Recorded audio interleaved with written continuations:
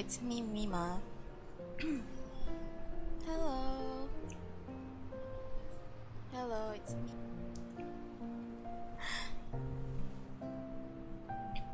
Sorry. Just checking on just checking my stream on both YouTube and Twitch.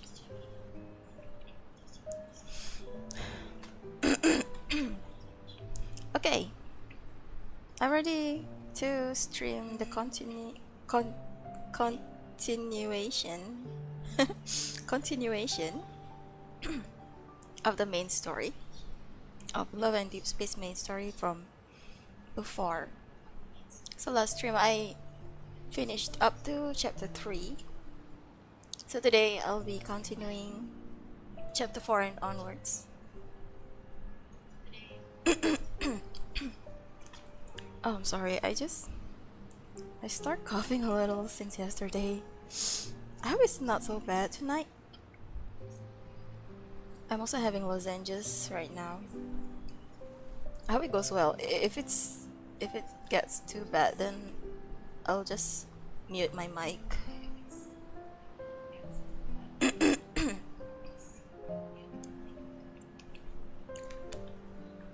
I think it's pretty bad. We'll see. Okay, I'm going to start chapter 4 now. I think this is where we meet Caleb. Oh? Suddenly? Uh-oh. Sorry. Because I have to wait while I download this. I didn't know I have to download this.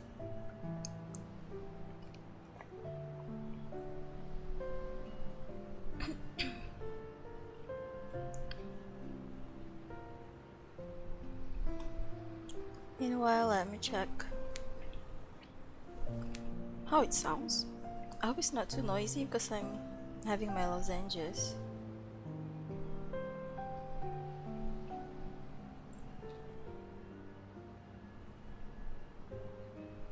Not really, I guess.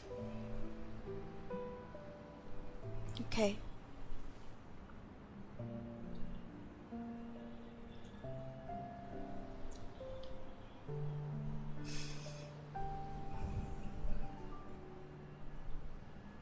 Waiting.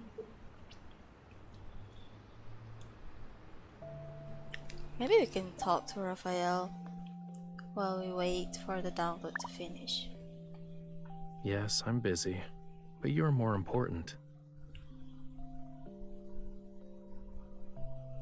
I feel a little hot. Does it look like I have a fever? If you keep touching it, something bad might happen. Something bad?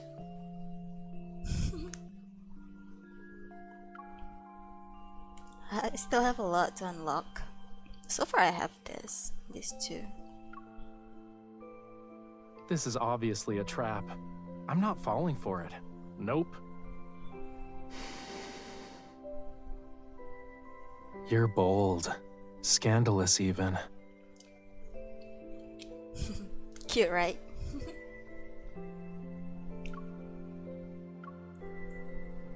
It's time for something fun. Don't blink. Okay. Doesn't it look like that little red fish you gave me? Let it hang out with you for a little bit. That's so pretty. Okay, let's see. I think we're done. Okay.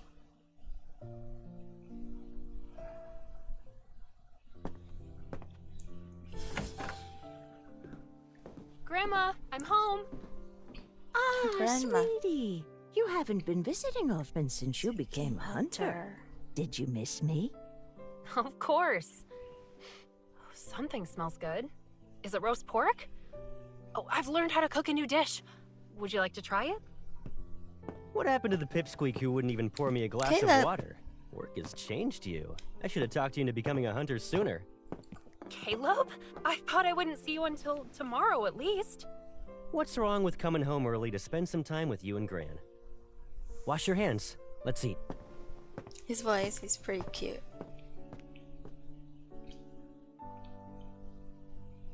How's your health, Grandma? Still getting headaches? Oh, it's normal for people at my age to get them. I'm already used to it. I'll be fine, as long as I take my medication. But didn't the doctor say you should be hospitalized for observation? Are you sure the meds will be enough? Oh, I just got out of the hospital. It's too crowded and noisy, and that won't help with my migraines. Oh, I missed that. Let me read a bit. Grandma always get headaches. And she should be hospitalized.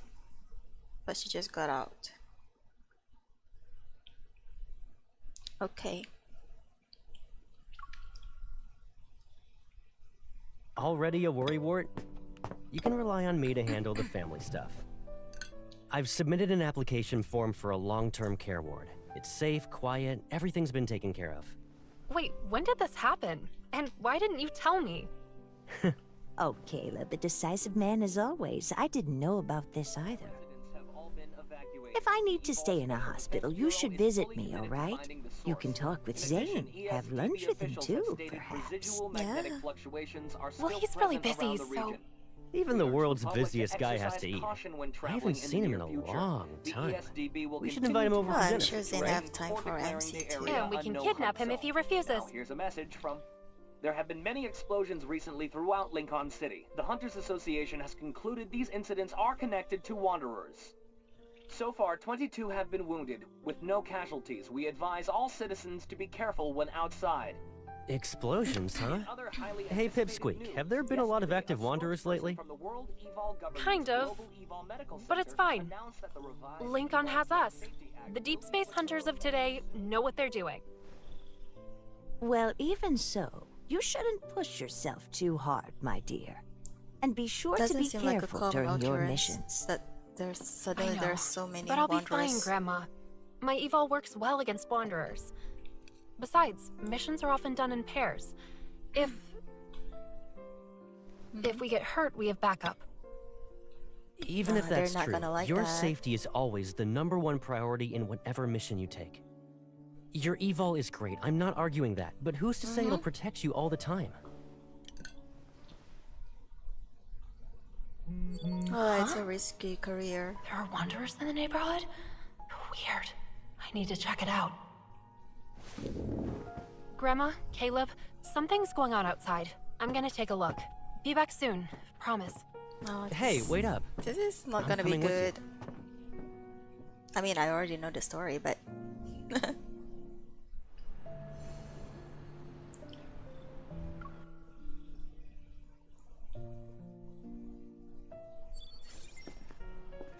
Caleb, what kind of hunter lets their childhood friend tag along to work with them? I'm not tagging along with you. yeah, that sounds a Pipsqueak. little funny. Just heading to the store for some vinegar and whatnot. All right, then. Well, we're just about to turn the corner. Go to the Okay. store and pick up your vinegar. Oh, and another thing. Better not walk out and start following me when my back is turned. Yeah, secret mission, blah, blah, blah. Can't let unauthorized personnel in on the details. Hurry up and go already. Also, I want some snacks. And fruit. I like Take how all she the time you points need. her finger like that. I But- don't but sense that's any so bossy. fluctuations. Because she's I'll just walk comfortable around with, for a bit. with him.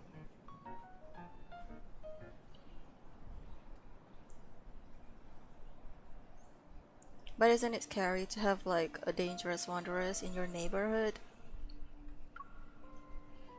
Is the fluctuation source moving? Oh, I didn't read the last one. Let me read it.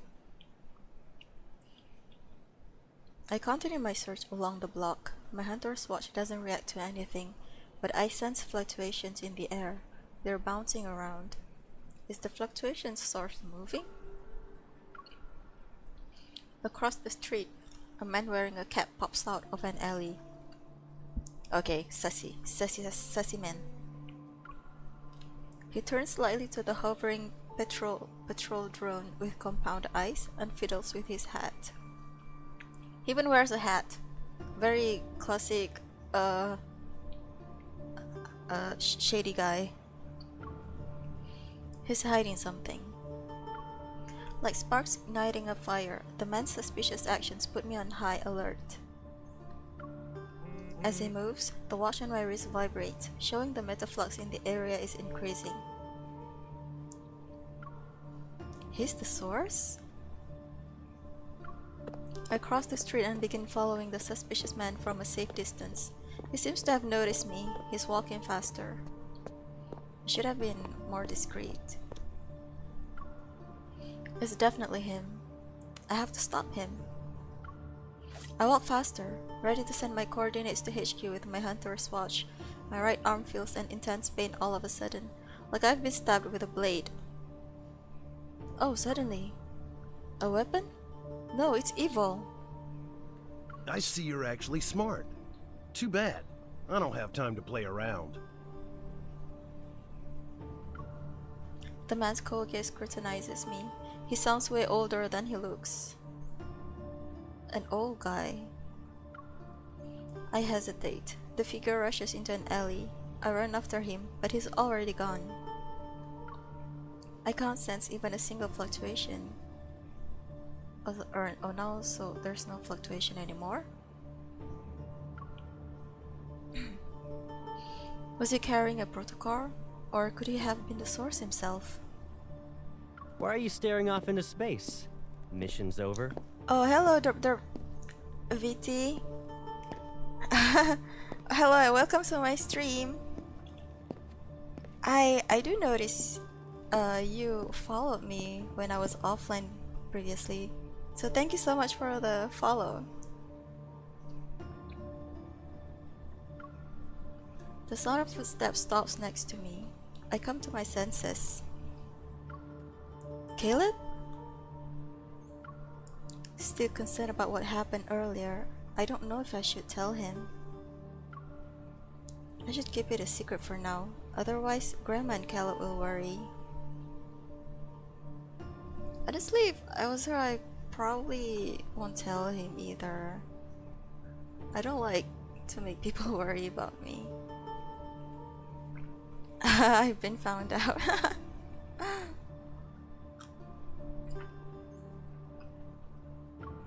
Let's go back home and eat dinner first. I've made my choice, but when our gazes meet, my reluctance turns into guilt.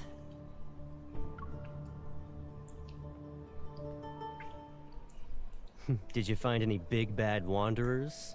The fluctuations pause disappeared. first. I'm okay. I'm fine, but actually, yesterday I started coughing a little bit.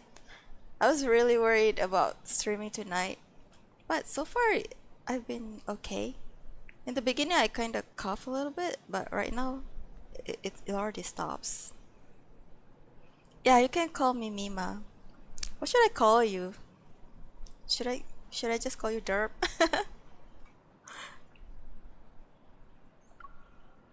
Probably a false alarm. A false alarm. Caleb, what are you... If it really was, then what's this? Oh, I was petting a cat, Got and... scratched by another stray cat, huh? I think maybe I should go find that cat so I can avenge you. Caleb, don't. Come on. Grandma's waiting for us back at home.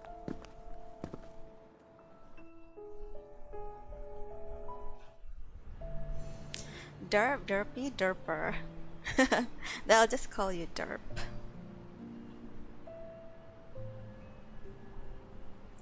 Thank you for coming by. I hope you can relax with me. What are you up to? Are you like busy? Caleb, I was telling the truth. Or you're It was just an relaxing? accident. You and Grandma have enough to deal with.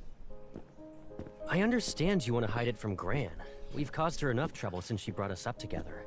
Now that she's older, it wouldn't be a good idea to make her anxious. But why do you have to hide it from me? Can't you trust me now that we're all grown up? I don't want you worrying about me. It's not often you get to come home these days, so ruining the mood is the last thing I want to do. Yeah, I get that. Also, I'm a grown-up now. I need to be the one making sure I stay safe. You can't protect me forever. Why is that a problem? If not me, who could you possibly turn to? What was that? What's wrong? Oh, nothing. You wouldn't understand even if I told you, Pipsqueak. Forget it. We've been outside for too long. Gran's gonna be worried. You're doing it again. Go inside by yourself. I'm not your sidekick. Fine. But hide the blood on your sleeve before heading inside. Since you're a grown-up now, I won't cover for you this time.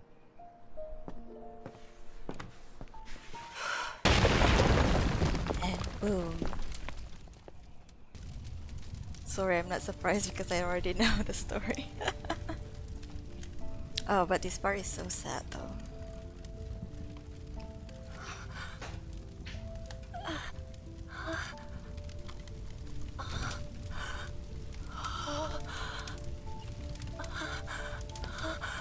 Been a long day, just relaxing right now, distressing. Yay! Yay for relaxing time. I'm also relaxing. Hello Mountain Lake, welcome. You sorry. I only noticed that you followed me during my last stream. But last stream I didn't notice the alert because I was too immersed in the game. So I want to thank you for following me. My webcomic is on Webtoon. It's nothing special to be honest. It's kind of cringy, but I'm not sure if I want to share it yet. I might share someday. Oh, let me think. Let me think if I have a way to let you know the link. I probably can share the link to you privately.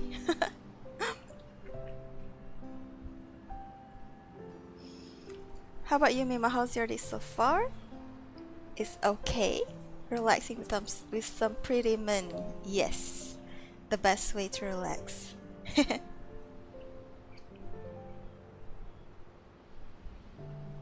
My day was pretty okay today. I wasn't too busy.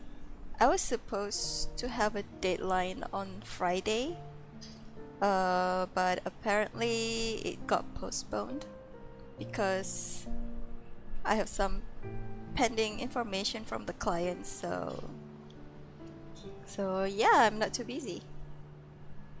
I'm probably not too busy for tomorrow and Friday either, so yay!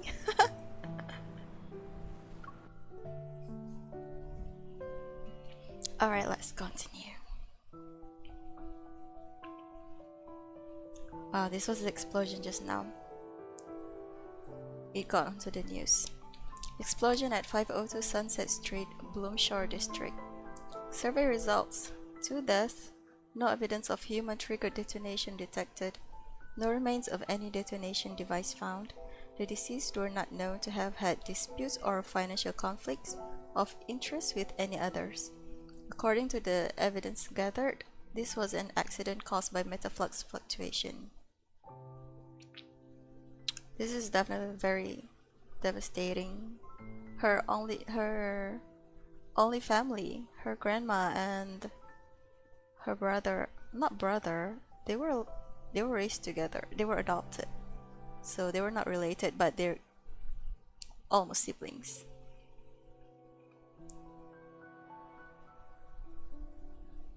After an injection of protocore energy, the success rate of clinical treatments dramatically improves. In other news, in recent months, the number of wanderers in Lincoln has increased due to the fluctuations of metaflux.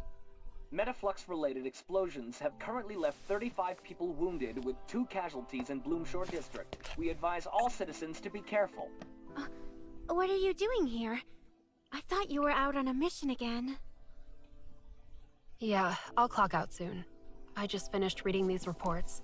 I'll turn them in a second. You're working so hard. Handling all these missions and She's just investigating trying to be metaflux busy. incidents. I refuse to with the believe what loss. happened to me was just an accident. I'm worried about you. How about we grab something to eat? My treat. Captain, I'll send you the report soon. Thank you. I just got one about a protocore analysis. Who sent it? Oh, yes. Sorry about that. That was me. You okay? I bet you haven't gotten enough sleep. Rest. And don't be too hard on yourself. She tries to be too busy. I'm fine, Tara. Besides, I wouldn't dare fall asleep when... Hi there. Just calling to remind you, you have an appointment today. Dr. Grayson? You had a transapical metaflux ablation last month, right? Dr. Zane has your medical report, but you'll need to get an eval cardiac examination first. Okay. Zane. He'll be worried if I don't go. Captain, Take care of your health first. Then, you'll have the energy to do other things.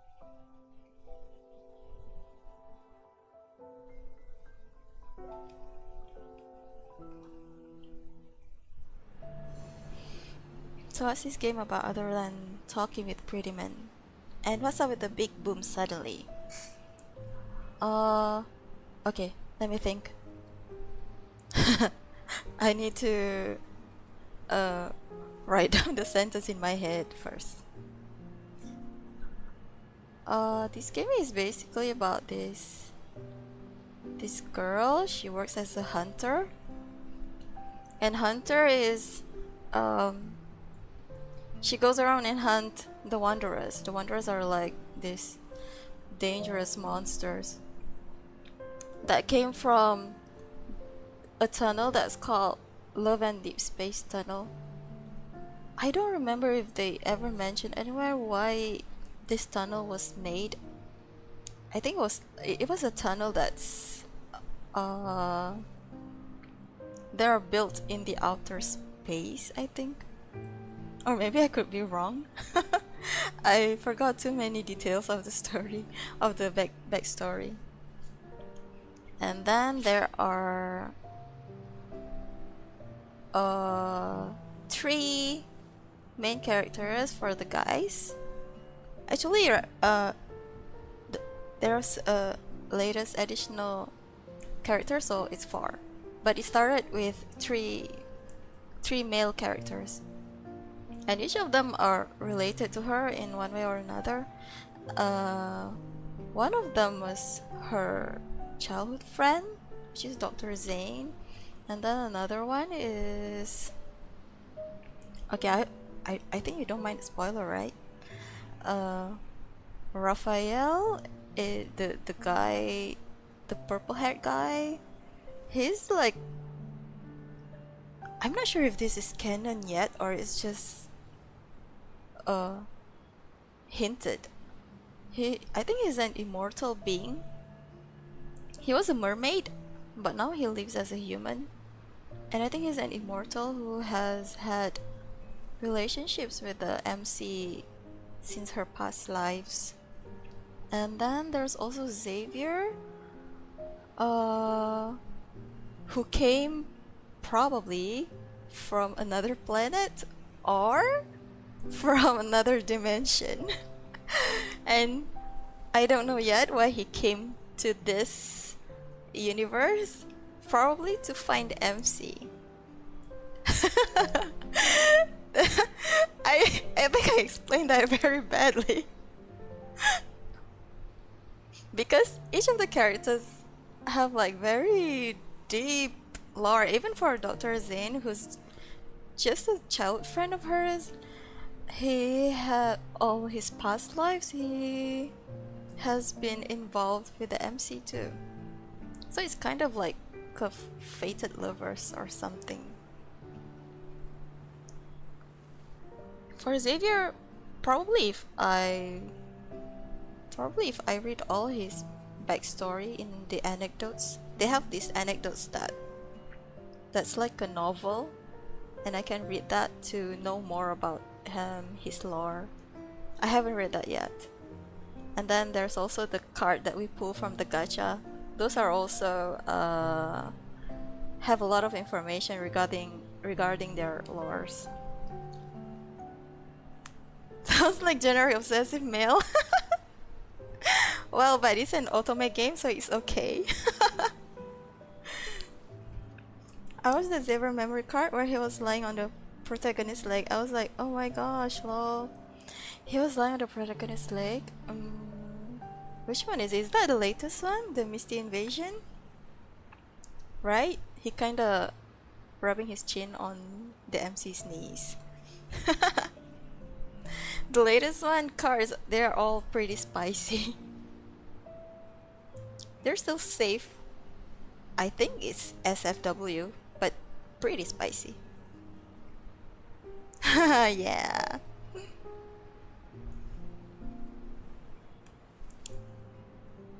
Oh yeah, and what's up with the big boom? I don't know that yet. So far in the story, they haven't revealed how that happened or who did that. But I'm pretty sure that was intentional. Like there was some bad guy out there going after her. If she goes into her house together with Caleb, then she would have died together with them. I think the next, yeah, I think this chapter is one of my favorite. She went to see Zane, and I think this is the first chapter. These are the results of your medical examination. Everything that is ready shows for her you. close You can visit your relationship with doctor now. Zane.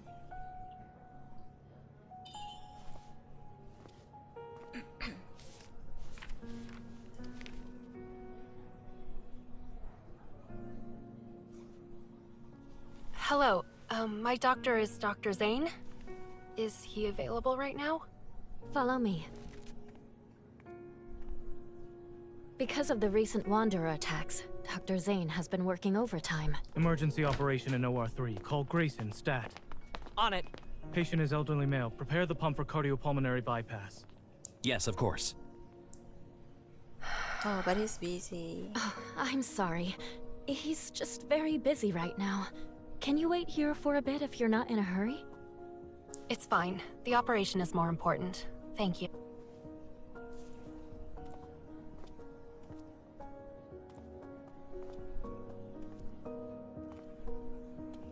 Leading expert in the study of protocore syndrome. Appointed chief surgeon. Zane must be working overtime right now because more Wanderers are attacking people.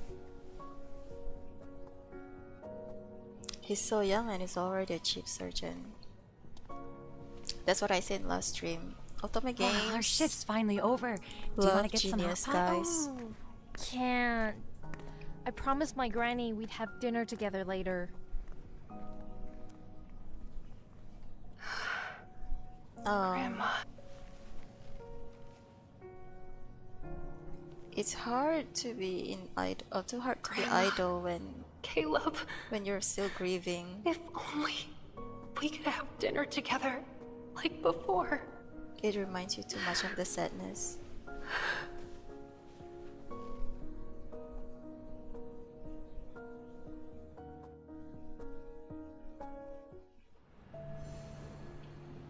Okay, maybe this one we get to meet Zane.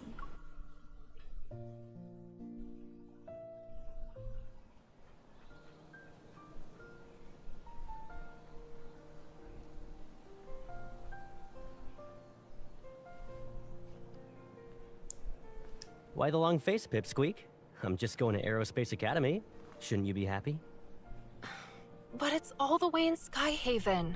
What if I suddenly crave your braised chicken wings? Oh, don't be too sad. He'll be back for the holidays. And when he is, I'll make him cook for you every day. Which means there's a reward for being your free personal chef. What is it? A send-off gift? Who says Don't I got think you? I haven't noticed you being all sneaky these past few days. I know what you've been doing. Caleb, that's cheating. You can't just use your eval to take it. What's that skill I knew it'd be in a called? style you really Is it like. Is it called Won't you telekinesis? put it on for me? Where Oh, you wait, can don't like you have hands? float objects. No, and stuff? I don't. Hurry, the train is about to leave.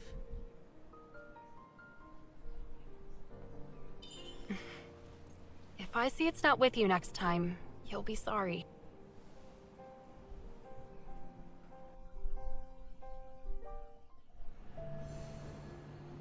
Oh, hello, Ludis. Welcome to my stream, and thank you for the answer. I'm glad I didn't make a fool of myself. Yeah, so it's telekinesis.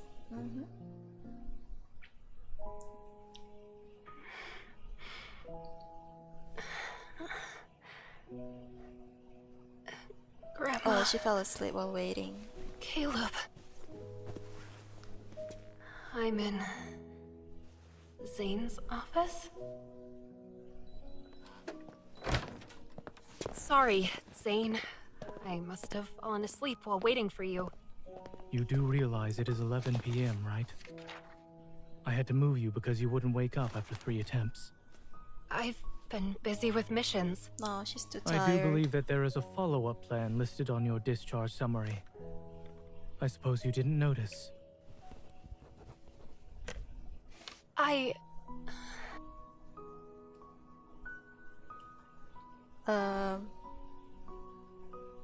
don't remember my last. I don't remember my last choice. If I don't busy myself, then I'll think of that day. I've been dreaming about them whenever I close my eyes. I think being honest with him is good. It's okay. She should talk with someone. I understand it's hard. You should do what you can while coping with your grief. Of course, you also need to make sure you aren't injured in the process. Caleb and your grandmother would want you to take good care of yourself.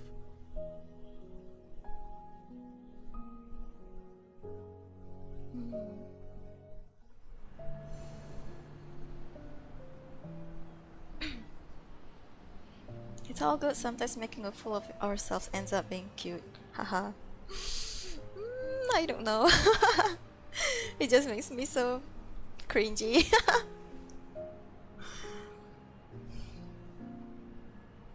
I mean, if it's me, it's fine if other people do it.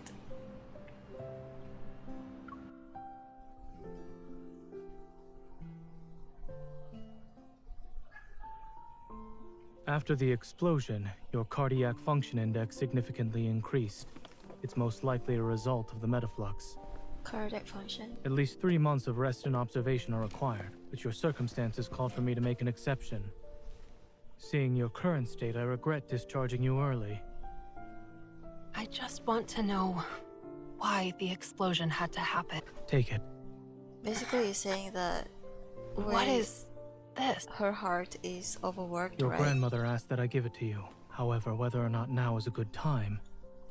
In any case, perhaps this has the answers you seek.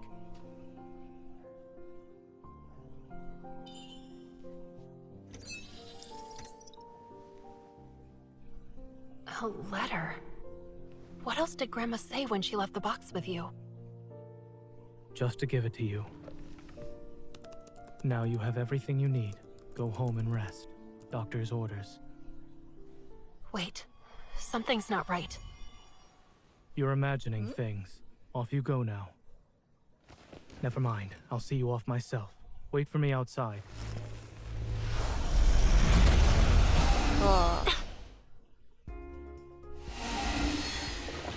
Protofield is already being formed. Impeccable timing. Wonderful.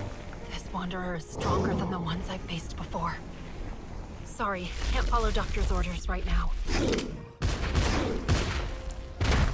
Let's just focus on the situation at hand.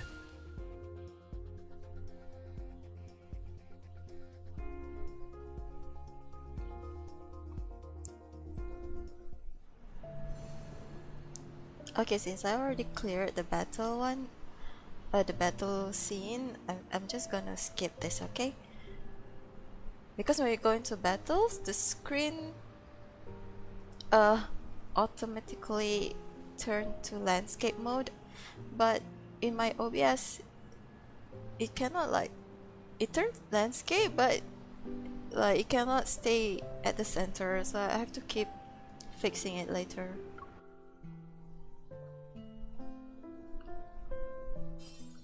Is Oxo Hospital's flux stabilizer broken or something? How did a wanderer manage to get in? Your hand. It is evil. Your evil is... Do you need help? Keep your distance. No, he's hurting. Zane, you... He's in pain.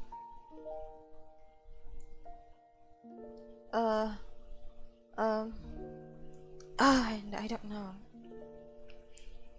I think last time I picked, I shouldn't pry. Should I pick something else?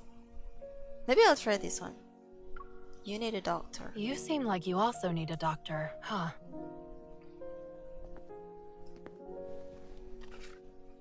I hope such a person exists.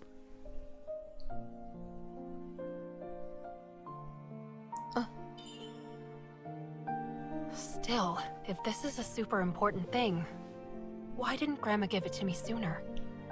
I guess I'll never be able to ask her now.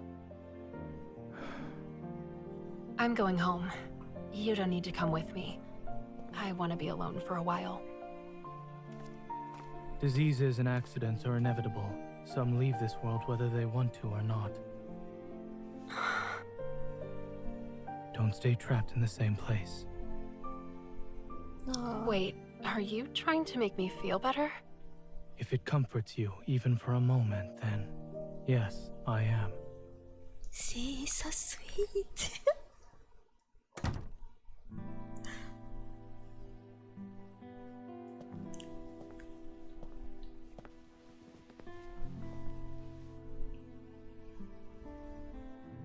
Your condition is serious. No more delaying treatment. A flashback to Grandma. The time has come. The heavens have been more than kind to someone like He was me. so cool in the beginning. Yeah.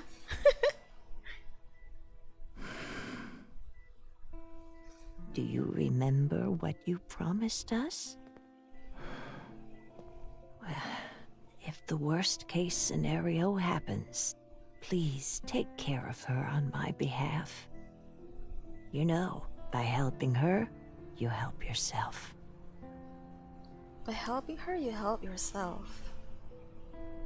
I'm not sure what that means.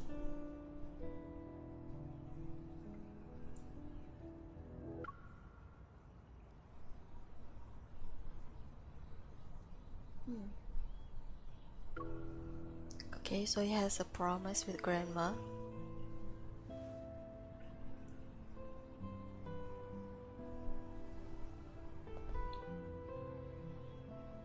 Even so, it shouldn't have come to this. Oh, Zane is sad too. Okay, these are all battle stages. So we can go next to chapter 5. Is this another Zane chapter? Oh! Okay, I have to download first. I guess because I'm playing on PC, so even I've cleared all these chapters, I still have to download it back.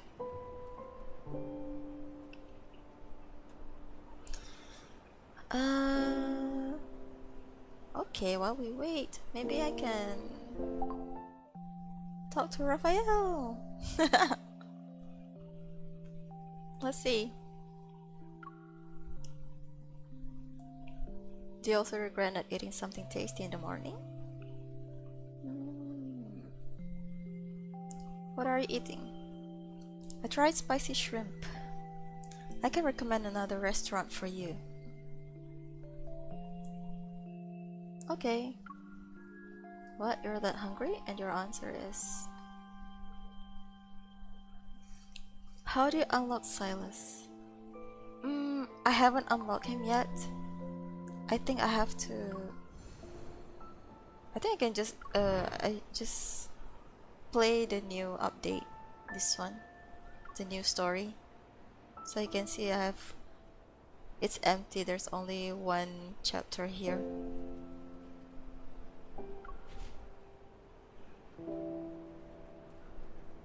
And then when you look at the other tab like this,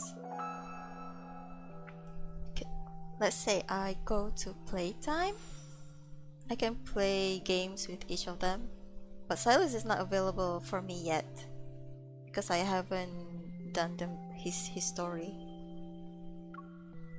I have to do his story first. Okay, can start now. I press my thumb down on the lock and Grandma box opens with a light mechanical clink. The lamp on the desk shines over yellowed papers. The ones at the top of the pile appear to contain experimental data with diagrams.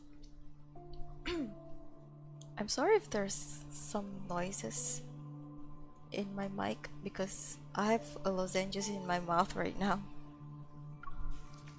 Observation log. The subject's heart has been stable for the past 72 hours. Preliminary assessments indicate fusion with the ether core was successful. Okay. I kind of remember this part. AC fluctuation test number 1. The energy fluctuation value of the ether core has reached level 2. The subject's heart is stable. AC fluctuation test number 2. The energy fluctuation value of the ether core has reached level 3. The subject's heart is stable. Fusing a protocore with a human heart. Why did Grandma have records about an illegal experiment like this? It is also the first time I've heard a protocore called an ether core. Ah, so this is not a common protocore. Could it be related to the one the association is looking for? I jot down the name of this special protocore and continue to read the files. The next few sheets report similar data. The last sheet, however, is handwritten instead of typed. AC fluctuation test number 12. The energy fluctuation value of the ether core has reached level 7. The subject is showing abnormal signs. Warning, stop it! Okay, so this is the highest level they managed to do. The messy red handwriting ends with 3 startling exclamation marks. This looks like Grandma's handwriting. As I read the documents, a feeling of dread fills the room. I don't know if her grandma is a doctor or maybe a researcher. If the report is handwritten by her. Gender female, age 7-8, evil and Hausen class. This is the MC's evil and Hausen class. I don't know what it means though. And so far, maybe I forgot it. Maybe I forgot already, but I don't know what this evil is. Like Zane have ice evil and Xavier has light evil. But I don't know what Anhausen class is. There's no name in the subject information category, but there's enough to make an educated guess. Anhausen class evil. Could this test subject be?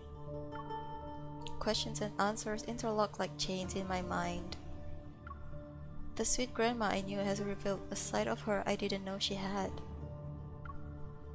Could the test subject in these records be me? As the initial shock subsides, I hesitate for a moment, then pick up the phone to call the only person who might have an answer. Did something happen? Zane, I need to ask you a question. Sensing the urgency in my voice, Zane's voice also becomes serious. I'm listening. It's about my heart. Is the protocol fragment in it the same as the ones in other protocol syndrome patients? I just went through the stuff Grandma left me. The voice on the other end of the phone is silent. Zane seems to be thinking about how to respond. It certainly is a strange protocol fragment. After reviewing your condition, I've tried to find similar cases. But as far as I'm aware, you are the only one. Is that because it's the other core?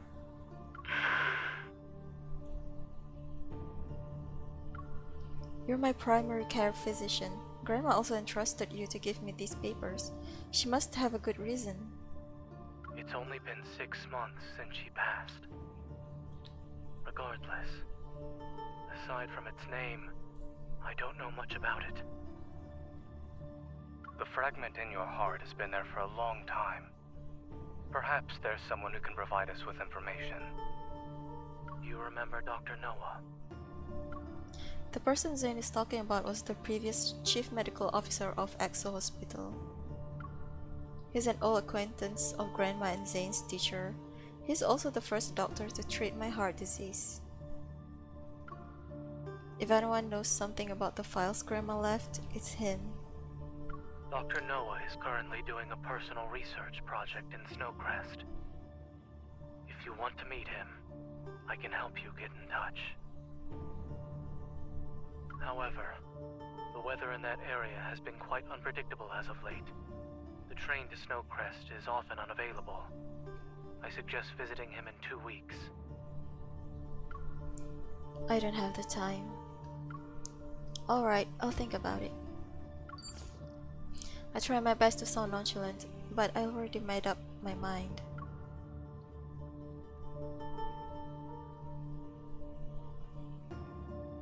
Of course she's going. Of course she's going, even if there's no train available.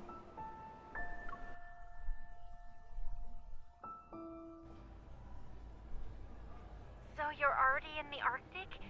Did anyone go with you? Don't worry, I'm just going to relax at Snowcrest. I'll be back in a few days. Really? That's good. If you kept working so much, they'd need to install an anti-workaholic mechanism in the watch. Have fun on your vacation! Yeah, I'll get some souvenirs for you. I end the call with Tara. Outside, the blizzard has stopped. The sky appears more vivid than in other places. The dazzling blue hues cascade past the snow-capped mountains. Ladies and gentlemen, we regret to inform you that the next train to Snowcrest has been cancelled. We apologize for the inconvenience. Oh, bummer. We're currently in the middle of travel season. After hearing the announcement, the people on the platform drag their luggage back to the waiting room and grumble. After getting Dr. Noah's contact info from Zane yesterday, I immediately scheduled a meeting for today. Watching the time tick away on my phone, I approached the counter, unwilling to give up on my journey. Excuse me, are there other ways to get to Snowcrest besides taking the Boreas Express? We still don't know if the train has been cancelled because of the weather or for another reason. For your safety, please wait. 1 cheesecake and 1 croissant, please. Thank you. A familiar voice reaches my ears. Surprised, I turn around and spot Zane at a cafe nearby. Of course he has to be there. Zane! His fingers pause over the glass display. Zane looks at me, but he doesn't seem surprised. It's you. Yeah, it's me. I immediately regret calling out to him. I try to suppress my guilt and wave at him. I pretend it's just a normal day. Why are you here? There's been a new development in Dr. Noah's research. He asked me to visit him a week ago. After answering my poor excuse of a question, Zane's gaze shifts back to the freshly baked bread on the counter. He's not as young as he used to be and can't always do things alone anymore. I help him whenever I'm not too busy with work. Would you like to eat something together? Thanks. I'll get a sandwich then. Sir, the 2 lattes you ordered are ready. Here are to go. 2? As Zane is about to pay, I beat him to it. It's on me, since we're both stuck at the station. Why don't we keep each other? I noticed the 2 lattes on the counter and suddenly realized there's something off. Why did you get 2 lattes? Yeah, why, Dr. Zane? He makes a soft and takes one of the lattes from me. The hot steam shrouds a smile on his face. Oh, that's cute. Did I say we met by chance?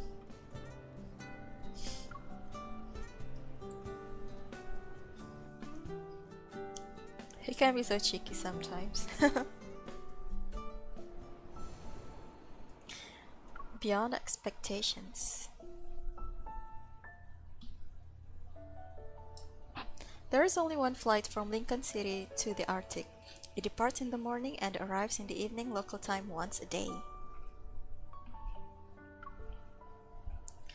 Snowcrest, where Dr. Noah is, isn't that far from this train station, but because of how undeveloped the transportation system is in this vast, sparsely populated region, we can only take this particular train to go there.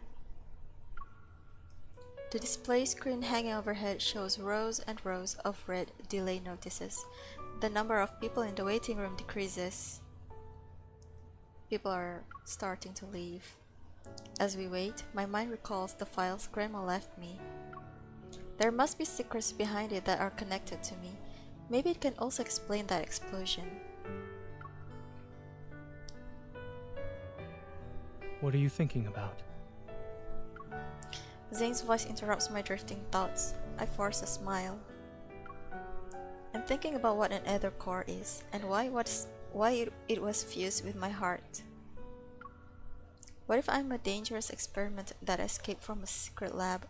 Maybe armed men in suits will suddenly appear to take me away in a few seconds. Zane listens to my wild thoughts without interrupting me. Well, a few seconds have passed, and nothing happened. Maybe you'll get your answers when we arrive in Snowcrest. Zane gently comforts me, as if sensing my fear. The protocore energy in your heart has always been stable. It can form an invisible shield to protect your heart when you're attacked. You also haven't become as weak as other patients with protocore syndrome. In other words, it's a power made just for you. Oh, that's comforting. It was made just for me. You won't have to worry about it anytime soon. You'll live for a long time, long enough to find out the truth. I put my hand over my chest, trying to feel for anything weird with my heartbeat. Will the person who put the ether core in my heart want it back one day? Ladies and gentlemen, we regret to inform you that the train to Snowcrest will be delayed until 11:30 a.m. tomorrow. We apologize for the inconvenience. No more train today. Really, it will be that long? I'm not surprised. We'll have to spend the night in a hotel near the station. A group of fully geared hunters rushes past us. The evil railguns in their hands are glowing blue. They're clearly charged. To be armed, and is the delay be caused by wanderers? Let's get going. Heard wanderers showed up in the dispatch center. That sucks. I wanted to see the Aurora in Snowcrest. They pick up their luggage and follow the very apologetic staff to a nearby hotel. I stay on the bench. Zane wants to get up, but stops after glancing at me. Are we not leaving? Those hunters are on a mission. They must have a way to get to wherever they need to go, no matter how bad the weather is. An idea pops into my mind. I grab Zane by the arm and chase after them. Let's help out!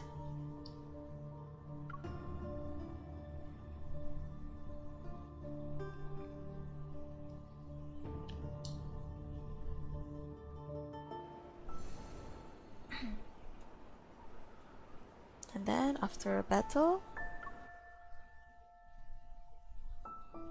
we continue. Thanks a bunch. The dispatch center was quite crowded. Lincoln hunters like yourself have more experience in evacuating people and preparing for battle. Don't mention it, we all learn from one another. The magnetic field here is unique. Wanderers usually hang around the snowfield and mountains. They only started appearing in crowded places recently. It's probably because... He smiles and trails off. That information is probably classified.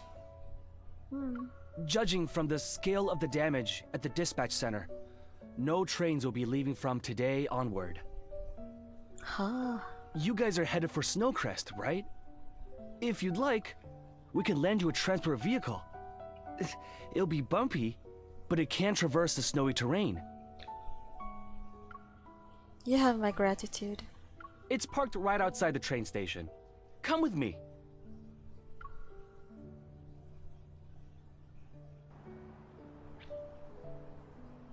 It starts to snow outside. Zane and I stand in the freezing wind.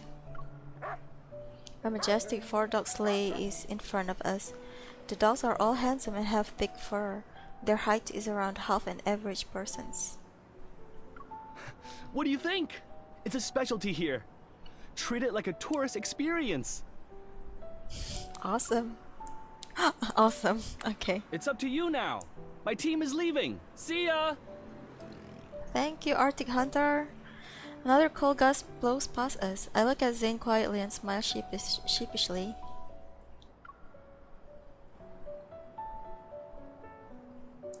We won't be able to make it to Snowcrest tonight. Maybe we should just find a hotel nearby. Zane hops onto the sleigh and grabs the reins effortlessly with his gloved hands. Get on. He has experience. So you know how to drive. I mean, ride it. Not all of my trips were accompanied by medical staff. I've ridden these sleighs a few times. But those are actual dogs. You're on the deluxe snow dog. The auto-driving system has been fully upgraded. Please select one of the following to start your adventure. Sightseeing. Full speed ahead. Children friendly. It can talk? I stumble as I board the sleigh and almost fall onto the snow. Zane grabs my arm just in time. In the howling wind, Zane glances at me through his goggles. His voice, muffled by his scarf, carries a hint of mirth. Shall we get going? Please drive safely.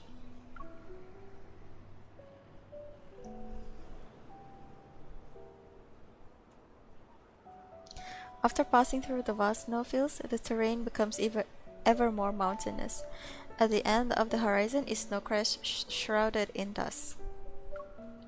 The sleigh dogs start their journey back immediately. I rub my slightly windburned face and walk to Zane.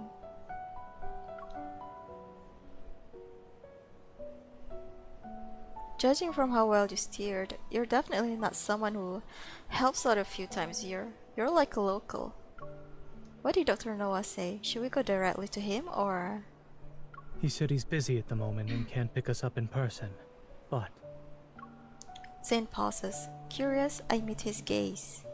He's arranged our pickup ride. A snow-white silhouette suddenly appears between us. Cute dog. What is that? I almost forgot how clingy he is. In response, the white creature leaps out from the flower bed and lands on Zane's luggage. Only now do I see it's a little white fox. Oh, it's a fox. Zane closes his eyes as if hit by a migraine. When he opens his eyes, his expression returns to normal. You've gained weight, Pi. Pi! You two know each other? He is Dr. Noah's pickup ride.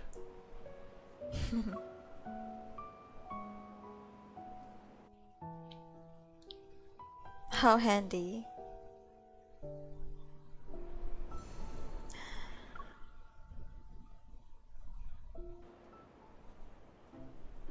Pi. The fox ignores Zane but paws at the canned pet food Zane had brought from Lincoln City. In this cold Sylus world where advanced technology reigns supreme, it's surprising to see gluttonous creatures like you. Here, eat as much as you want. I kneel down to pet the little fox head. He turns to rub against me affectionately before eating more food. He loves food, but not the person who bought it. Well, he's clever. A clever fox. Did Dr. Noah name him Pi because his favorite dessert is white pie? When Dr. Noah adopted him, he ate 6 pies in one go. Crazy. I can't help but chuckle. Zane lifts up Pi's right leg to check something. There's a little thing strapped to it. What is that? A tag. For a vaccination? I suddenly feel like Pi isn't simply Dr. Noah's pet. Zane has always kept a tight lid on his polar-related research. He calls it a vacation or a visit to his teacher. What has he and Dr. Noah been researching? And why does it have to be done in such a cold place? As I watch Zane brush off the crumbs from Pi's whiskers, my curiosity grows. Does it have anything Pi to is do with very his special. evil? He's as intelligent as a 9-year-old child. Don't be fooled by his cute, innocent appearance. With a poker face, Zane blocks Pi's attempt to pick up another can and taps the fox's head. You only get 1 can of snacks per day. Go on now.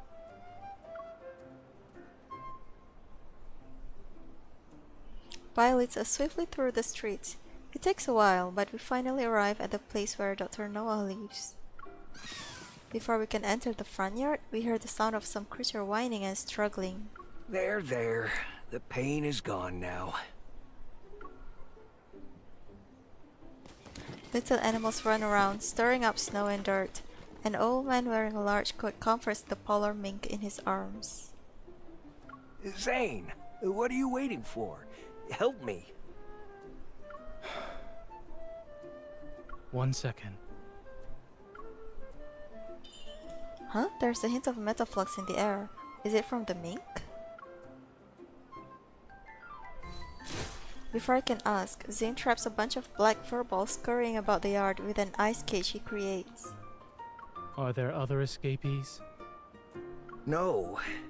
I messed up my yard again.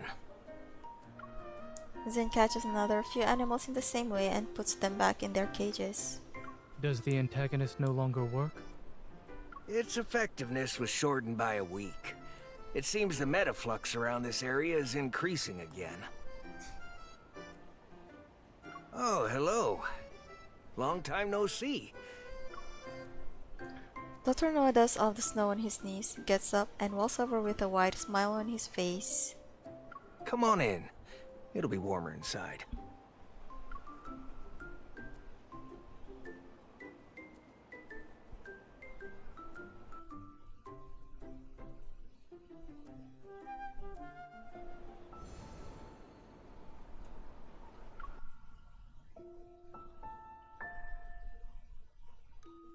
How's the fish? It's not much, but I caught it myself. This is the first time I've eaten a very sweet fish. It has a unique flavor. Dr. Noah is very old, so his taste buds don't work anymore. Does it mean his cooking is not good? After dinner, we sit in front of the fireplace together. Having eaten his fill, Pai sleeps between me and Zane. I guess he put his cooking was too sweet. Dr. Noah puts on his spectacles and studies the files I brought. So your grandmother told you everything? All she left me was this box of files. The rest I can only speculate. Is the protocore in my heart really an ether core? And was it placed there on purpose?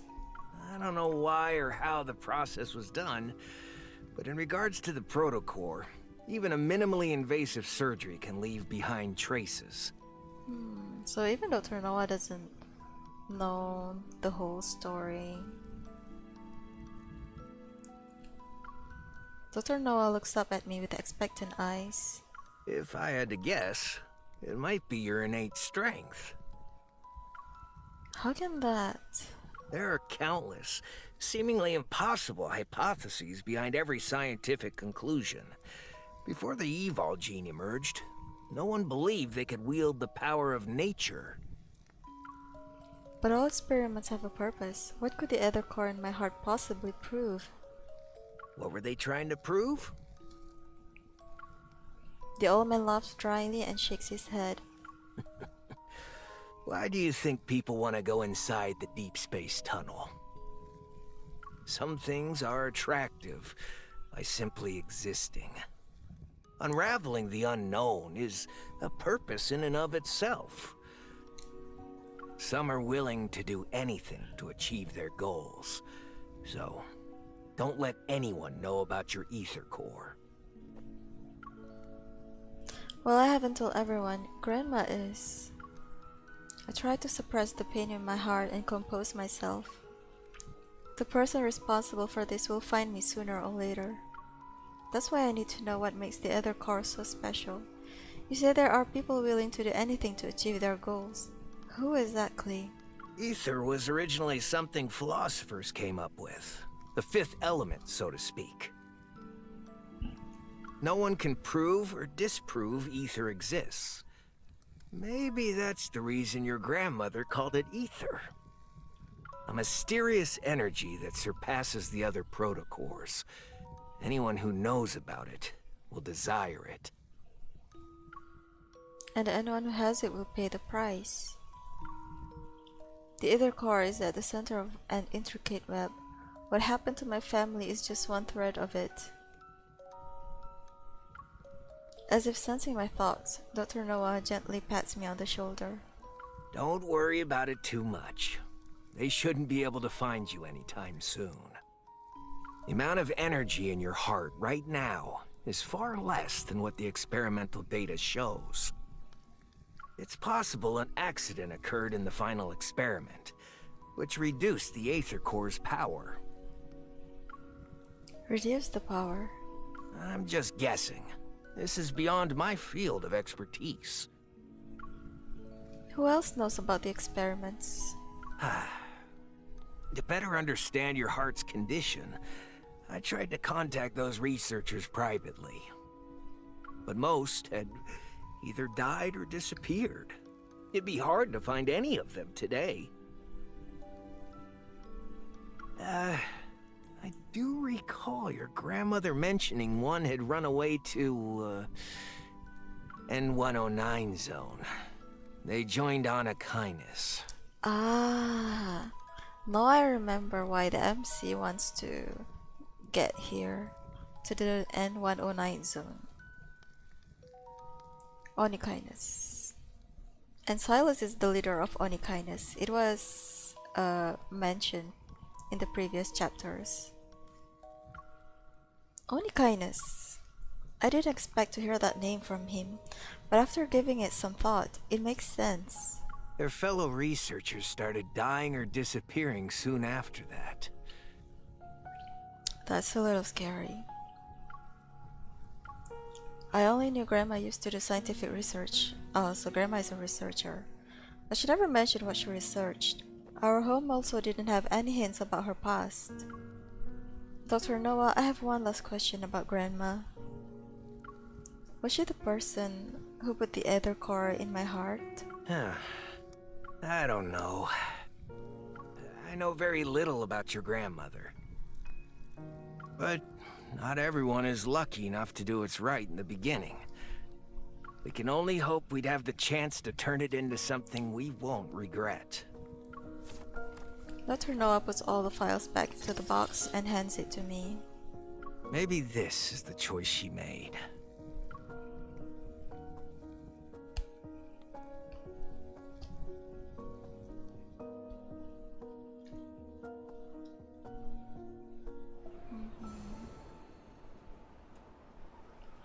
Snowy tranquility.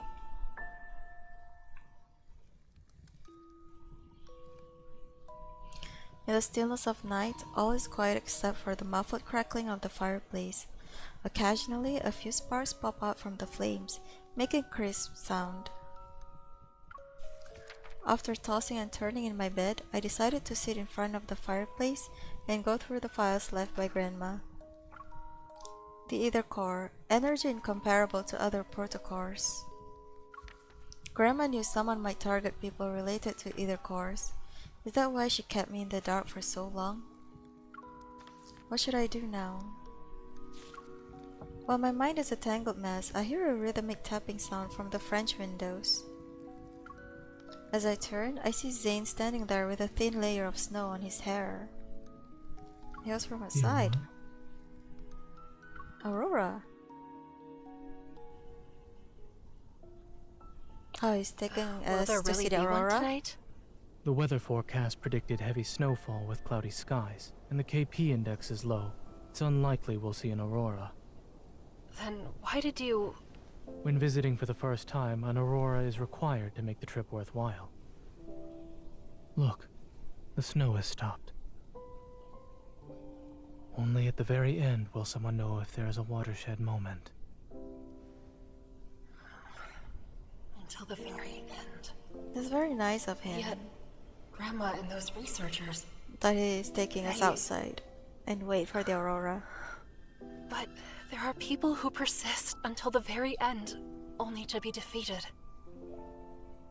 I meant the aurora. Same.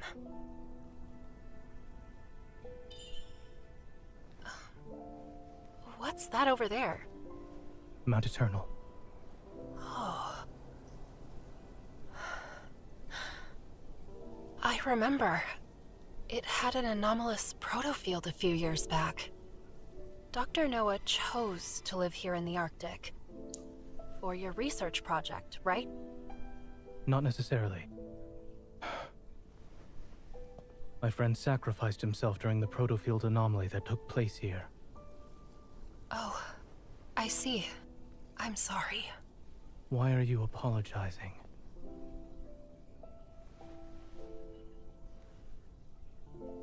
Is there more to his sacrifice? Like a secret? It was an accident. It's already in the past. He looks so sad. Do you think the pain caused by death can truly be forgotten with time? It cannot. Time can't heal everything, nor can someone simply forget the pain. However, people can become accustomed to sorrow. But time has helped you and Dr. Noah find things worth living for, hasn't it? The Aurora.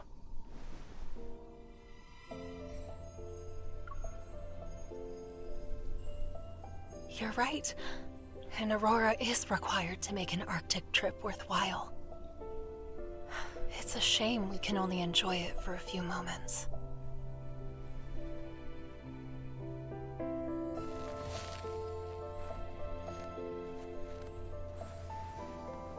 If you're sad, let this stay behind to appreciate the Aurora in your place. He's making something cute for her. Is that snowman supposed to be me? More Are like you going to Zane. stay in Snowcrest for a while longer? Well, I'll leave this with you then. Will the snowman remind you of me? No. No? However, when I do think of you, I'll just call. to Oh, that's give me more better. doctor's orders? You're a very dedicated physician. After you leave here and return home, you'll likely be quite busy. Yeah. Busy learning about the secrets of the Ether Core and Onychines. Let's hope that both of us can find the truth we seek.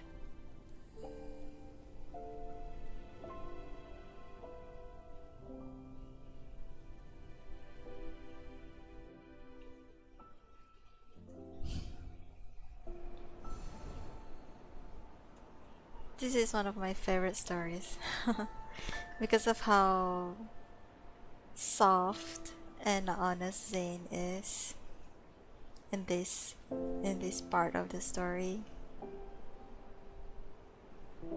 It makes him feels warmer.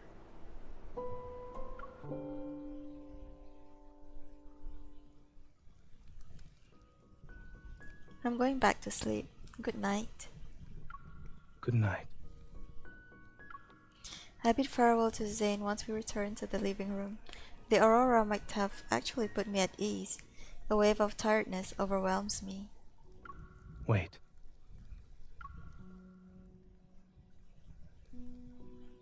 He picks up the documents scattered on the sofa. Then he quickly organizes them and hands them to me. Here. These documents contain information about the energy in your heart and its connection to the Ether Core. If they're leaked, you might become Onychines' next target.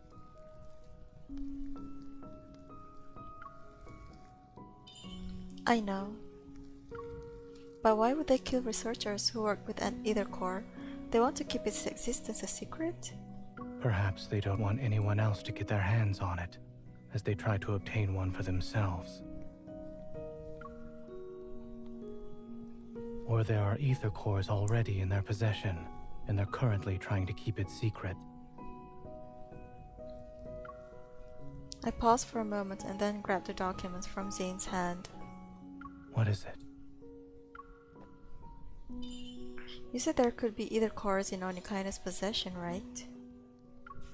I quickly flipped through the documents, and an idea forms in my mind. I was only speculating. No, you might be onto something. Found it. Energy at rest, 3021.7 EV. This is my heart's minimum energy output value that corresponds to the ground state of the Ether Core.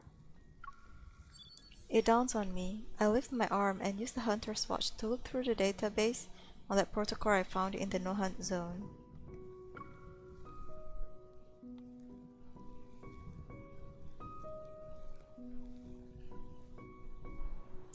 (3019.9 EV). The proto curve of that protocol and the energy value in its ground state is close to the energy value of the Ether Core in my heart. Meanwhile, the energy value for ordinary protocors is around 2500 EV. This can't be a coincidence. That protocol is the result of Onychines using an Ether Core to modify it. Ah, so they probably do have the Ether Core. As Dr. Noah said, the Ether Cores could already be in Onychines' hands. A cheerful cry snaps me back to reality.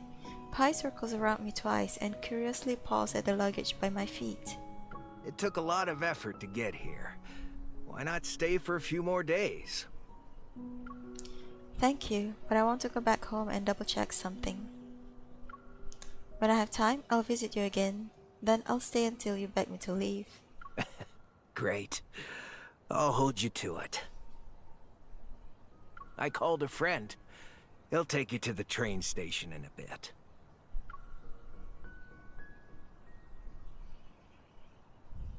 Pi. Zane walks out of the house, carrying his belongings, and beckons Pi to his side. All set? Mm-hmm. It's freezing. Please go back inside. Pi will be my guide. Zane exchanges a few words in a low voice with Dr. Noah, and then walks over to me. Stay safe. You really aren't coming with me? What? Did you think I was joking when I said I was here on business? No, not really.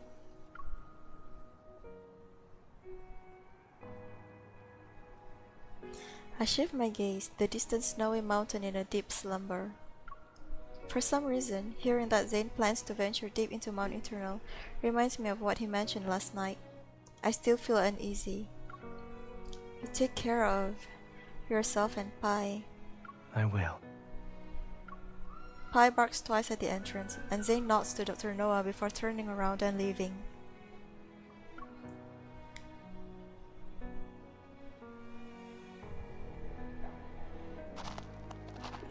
As daybreak arrives, everything else is still sleeping. His figure disappears step by step as he heads to the wintry mountain.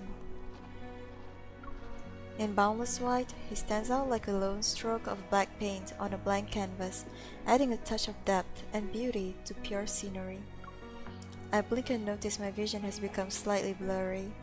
I rub my eyes and see tiny snowflakes. It's snowing again.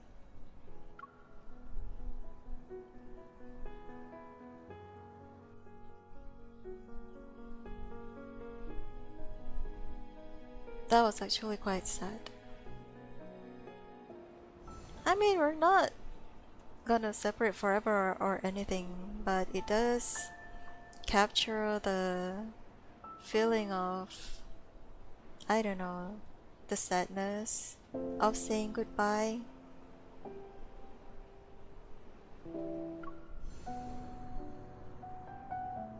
Chapter 6, Endless Night. So this is more on Xavier.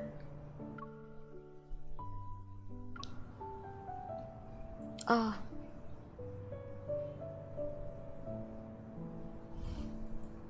I'll take a sip of water while it downloads.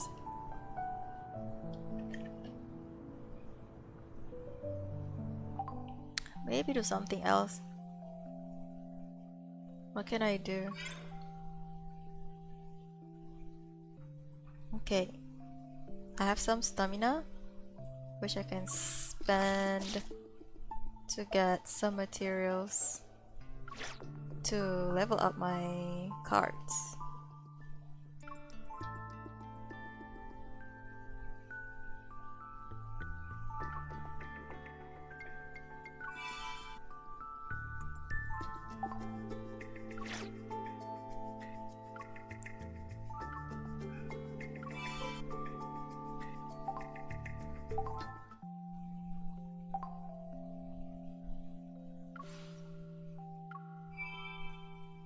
These are all so tedious, which is why I stopped playing for a long time. But then they updated with a new story, and then I'm excited to play again.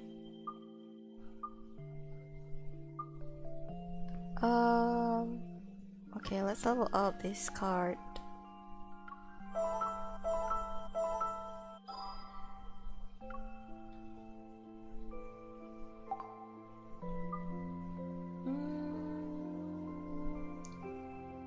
This one.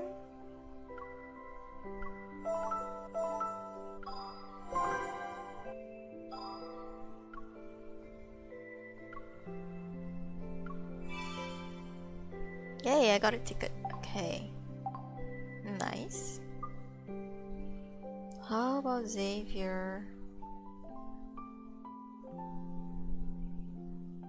I don't have any more 5-star cards. Okay, I'll level up this one.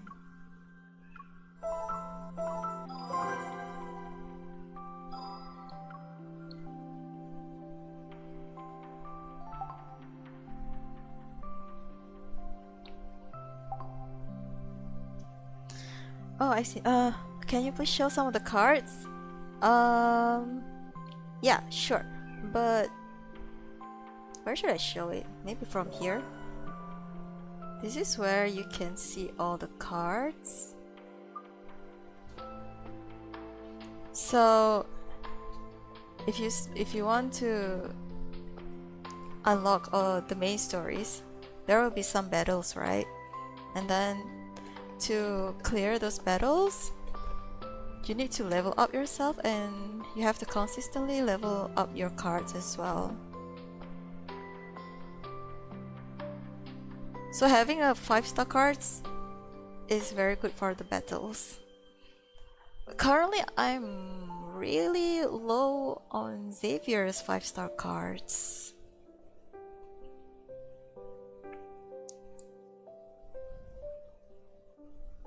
I have a lot of the 4-star ones, and the rest are 3 stars. These are Zane's. I have a few of 5-star ones, and each card have this color. I don't remember what it's called. I think it's Stellactrum. So each battles, the monsters have their colors, and if you choose the cards that corresponds to the monster's colors, so you'll be stronger. The attacks will be stronger.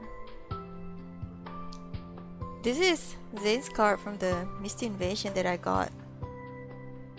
The only card that I got from the Misty Invasion update. And I'm glad I got Zane ones.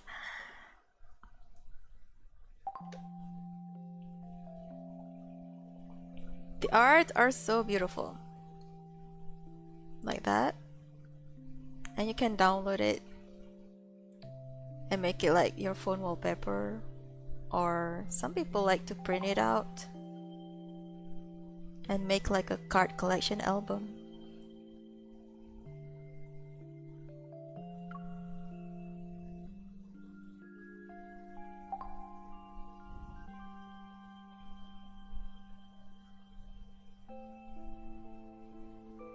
And this one's Raphael.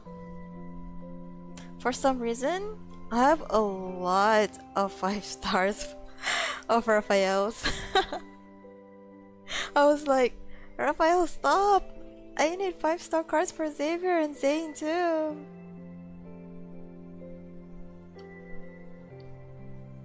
Okay, rather than this one, I'll show you guys this here. So when you got those cards, you can unlock a lot of content for each characters. So this one from the Misty Invasion card, this one from other card, and then you can see the event behind the card from here. So all these unlocked ones, I didn't get the card yet, but it's gacha, so you can't tell if you're ever able to get this. And then there's the myth one. The myth one is the story of their past lives, and the story is really fun. I really enjoyed the story. For Zane's story, I got really frustrated because the card that I have only unlocks like half of this story. So I need to have another card to fully finish this Tower of Secrets. And then you also get anecdotes. Anecdotes is, I don't remember if it's from cards or you unlock them from leveling up. These are also like more details on their backstories. There's really a lot of content. And then there's this by your side is audio content. It's kind of like ASMR. Like there's a story but they're voiced. There's also tender moments, which is kind of like essays. Do I have anything that I've downloaded? Okay. So it's kind of like an essay, but you can only listen to Like the lines are only voiced by Zane.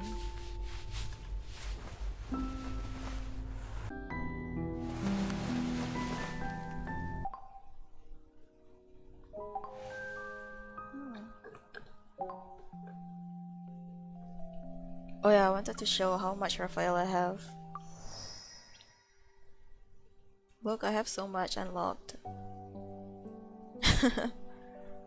I think there are some that I haven't watched yet. Yeah, I haven't watched these two. As for... oh no. As for Xavier, I have nothing unlocked here.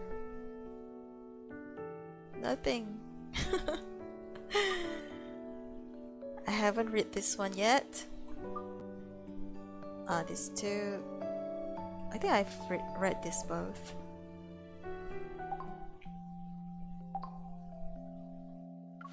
What is this? Oh, upgrade my memory. Okay. I'm going to continue with the story. Let me see. This is chapter, what was it again? 6. It's chapter 6. Chapter 7 is Raphael's. Okay, let's finish this chapter first.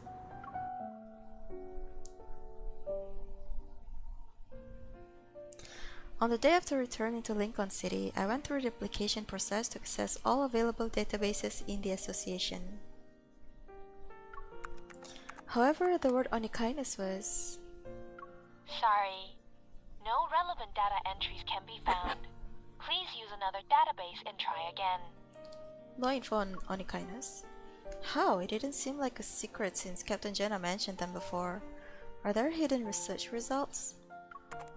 I try again and type N109 zone. 51 relevant data entries found. That's quite a lot. The N109 zone, once a hub for technological advancement, was destroyed during the disaster 14 years ago. It became a wasteland.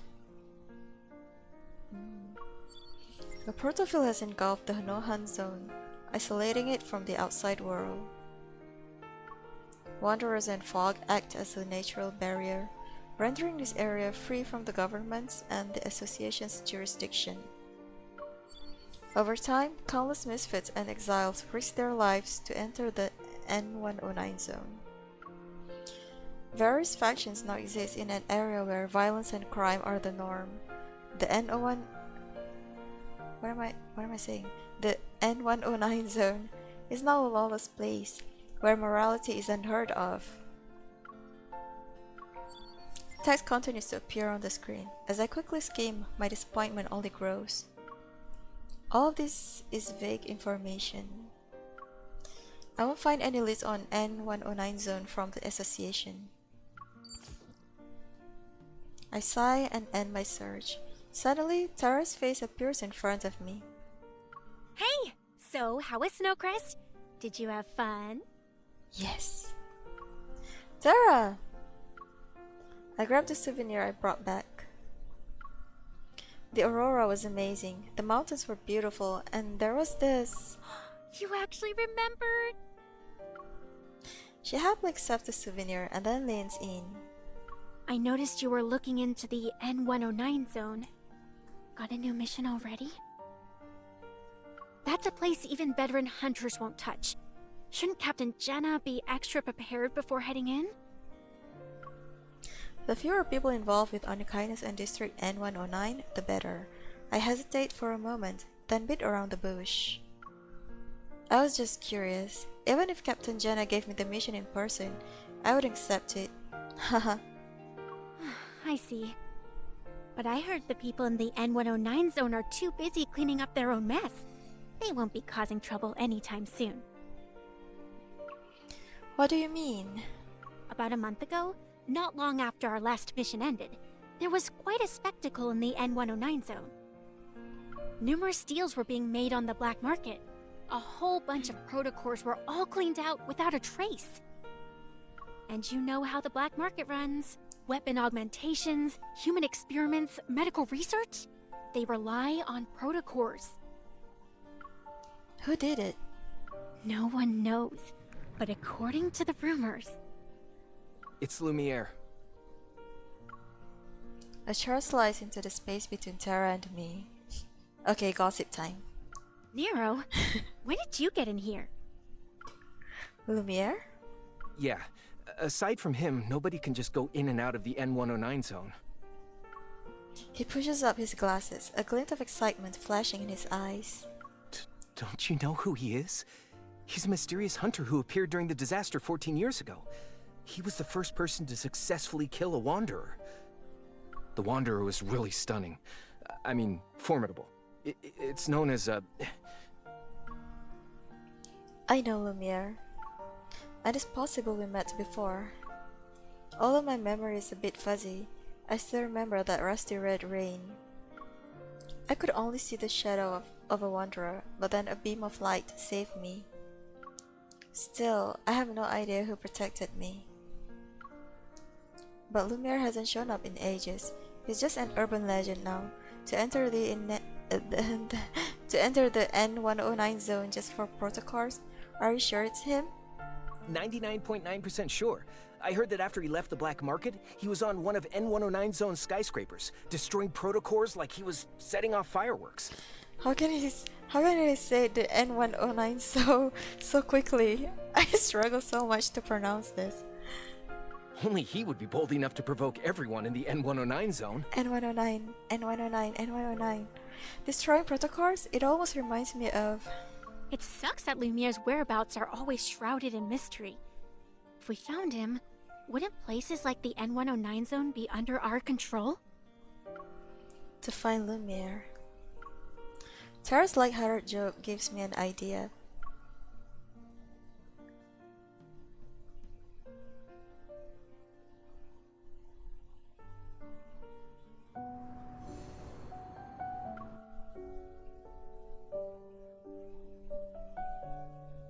Honestly, Dear passengers, this is the last train heading to the Lincoln Botanical Garden for the day. If you wish to visit the Lincoln Botanical honestly, Garden, once you guys please board this saw the picture of Lumiere, it wasn't a mystery at all. You can tell right away who Lumiere is. It's kind of like Clark Kent and Superman. They don't really how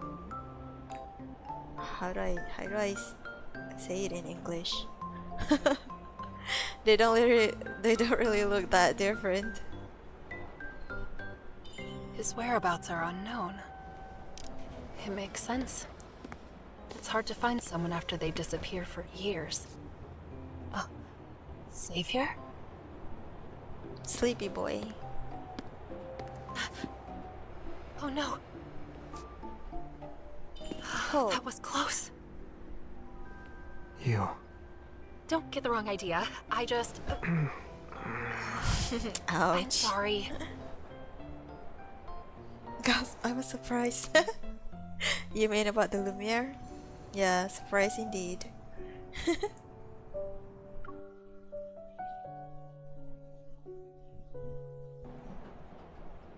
is the last train of the day. Passengers who wish to Now that I disembark, think about please it, be aware.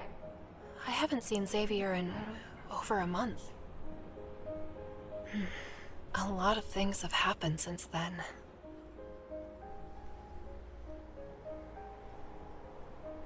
Is there something outside? No. I never thought I'd bump into you on the subway. Same. Now I'm worried about what will happen next. Please don't say we're about to find ourselves in some crisis. You won't, right? Sorry, but there is a crisis. I'm really hungry, and all the stores are closed. Maybe it's because so Wanderers silly. have been more active lately. Anyway, why are you just going home now? I was thinking about stuff, got distracted, and missed a bunch of trains. Try not to ponder while in dangerous places next time. What? Wait, this train isn't going to eat me alive, is it? Haven't you heard of the urban legend? After midnight, an empty train will appear. Anyone unlucky enough to ride it will be dragged into the depths of the abyss. Uh-huh. It will be midnight in 30 seconds. If we don't get off here, we'll be trapped in the abyss.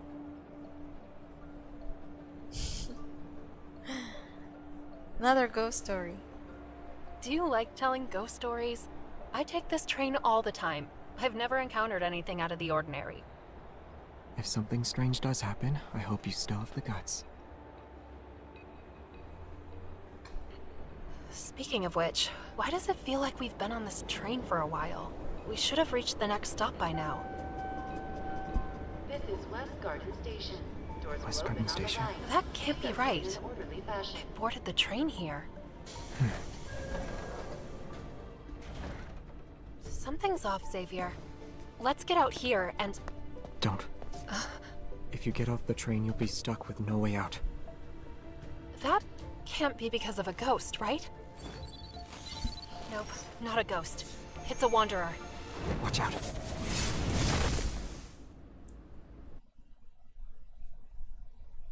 A lot of fun exchange. Xavier can be funny. He's a little weird. Nope, not a ghost. It's a wanderer. Watch out. There was a ghost. Oh no, I missed it. I wanted to screenshot that. Over there. Xavier, the wanderer is hiding in the glass. Not that side.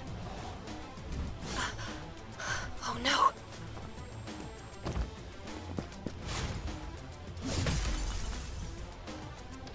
You okay? I'm fine. I'm not hurt. Was it just my imagination? This is West Garden Station. Doors will Again open with the on West right. Garden Station. Please exit This in an train is orderly stuck in a fashion. loop. A piece of mirror. The train is trapped within an invisible mirror. That wanderer can travel between glass and mirrors. Find it, otherwise the train will keep going in circles forever. But there are so many windows. Where do we start?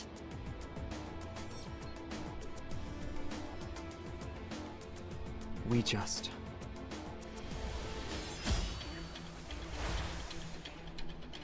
Don't let it hide.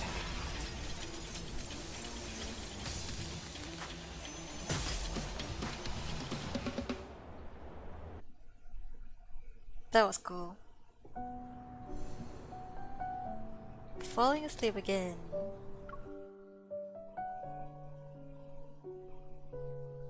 Dear passengers, Is the Flux Nexus train related to the reached its appearance final of Test stop, Hadley and Polka? the station will now be closing. We ask all those who have yet to leave Oh, to do so as soon as all the possible. windows are We broken. That look was forward ever to so seeing you cool. again. Yeah, I almost forgot that he can be cool too. Maybe because I've always like paid too much attention to Zane. I forgot that Xavier It's can be just cool. that I wanted us to look for it carefully. I didn't expect you to. What can I say? I was exhausted. But yeah, it wasn't a good plan. It's okay. I also feel responsible. We'll bear the consequences together. Xavier? He's asleep.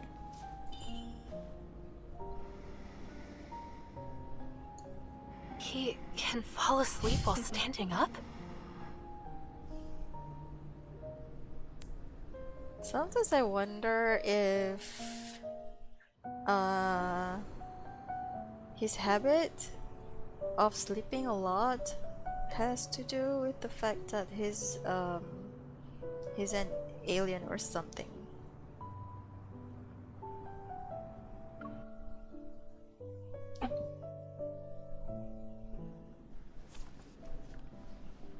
Fighting while exhausted and hungry? You're the most dedicated hunter I've seen. It was on the way. I didn't expect to be so exhausted. He was so It unbothered was though. killed by Lumiere 14 years ago, and no others have appeared since?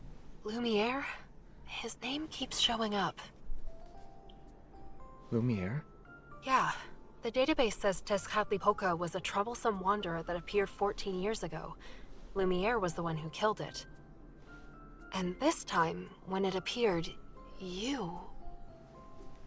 Yeah, no. He's totally not Lumiere. This game is so immersive. Yeah, it's fun, right? It's fun, but the only thing I hate it is how grindy it has to be. in order to level up and stuff. I'm so lazy. Xavier, you're not Lumiere, right? He appeared 14 years ago. Should be in his 40s by now. And rumor has it that he's a Tenebrae now. You shouldn't believe everything you hear, especially when someone like him is involved. And I was kidding. You can't be him. You don't look like someone in his 40s. Why do you need to meet him? I wouldn't say that. I'm just trying my luck.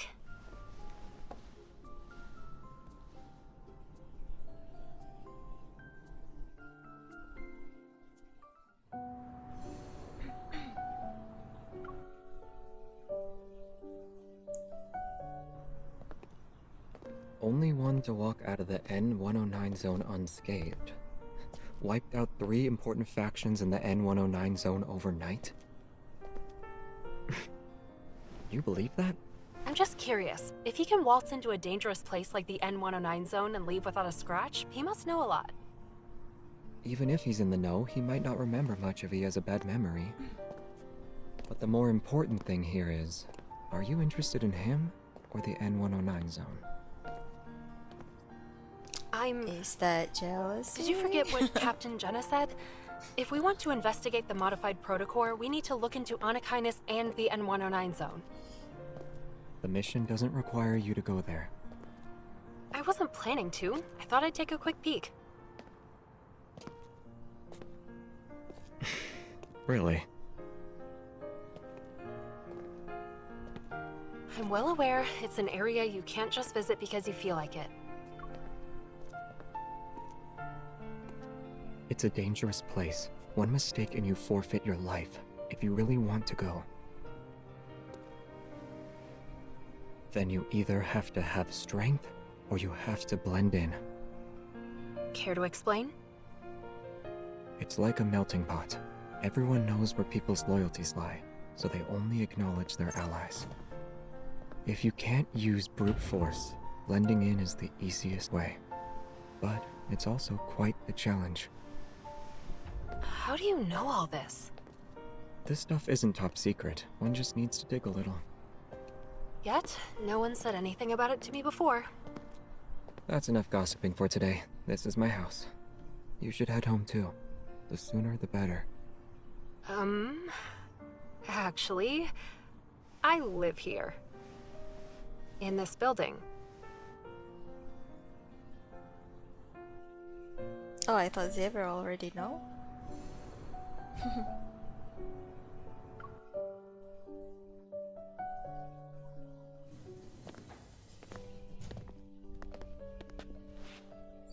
Never would have expected this. Xavier lives on the floor above me. It's not surprising. A lot of hunters live around here. But the fact that we're only separated by a floor is a bit too coincidental. Actually, I moved in over 6 months ago, so that makes you more suspicious compared to me. Oh, she moved in recently. But you know an awful lot about the N109 zone. Are you sure you're not the suspicious one here? Well, what about you? Huh? Is your interest in the N109 zone only related to the modified protocore? Okay, yeah, He I sure do knows wanna how go. to dodge. There's something I need to do there. Could you give me some more info? If it's not too much trouble, of Whenever course. we get suspicious, he knows he dodged like really smoothly. Is that a yes? Or... If you're so curious, we can meet up tomorrow. Really?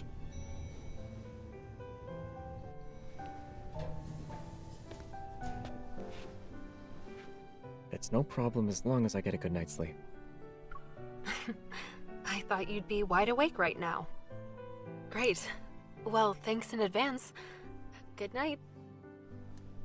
Tomorrow then.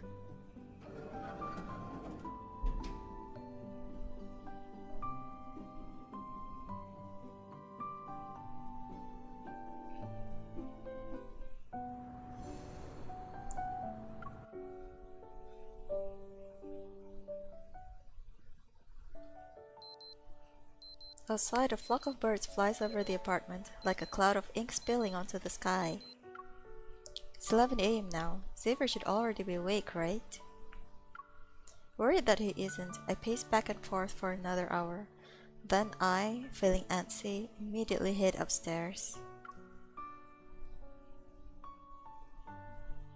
Even when I'm outside Unit 602, I still can't believe Xavier is basically my neighbor.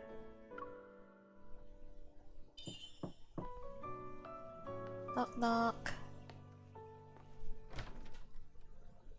You're here early. Early, he says. Xavier yawns, looking almost harmless in his simple white sweater. He's a very, Orange juice, very coffee, sleepy or boy. water? Orange juice, coffee, or water? Are you thirsty?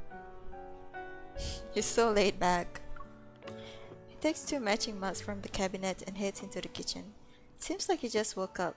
His hair is disheveled, strands sticking out from the back of his head.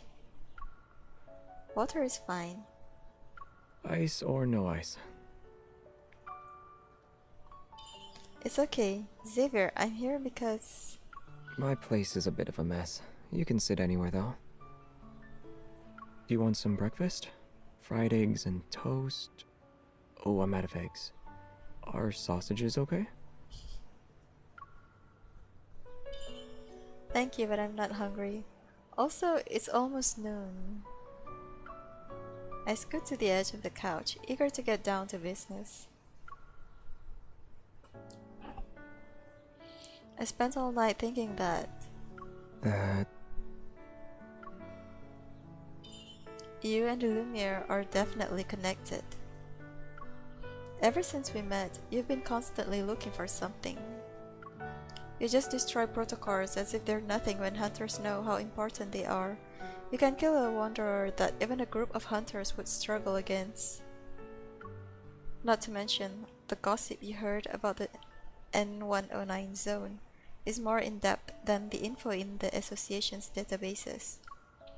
At the abandoned research base and in Nohan Zone number 7, maybe your goal aligns with mine as well as Onikainus's. Xavier looks at me quietly, then flashes a faint smile. So, are you here to confirm my connection to Lumiere? Or are you here for something in the N109 zone? It doesn't matter. I'm just gathering information in a roundabout way. I would really appreciate it if you could give me some ideas. Xavier lowers his gaze, seemingly lost in thought as he stares at his slippers. Then he breaks the silence with a question. The protocore we found in the no-hunt zone had a red protocurve. Do you know why? Because they're modified, right? The air seems to freeze for a moment. I feel like I've grasped the unspoken meaning behind his words. He will only reveal his cards when he's certain I'm on the same page as him. I take a deep breath and say, "It's an either core, right?" Ah, so it's either core.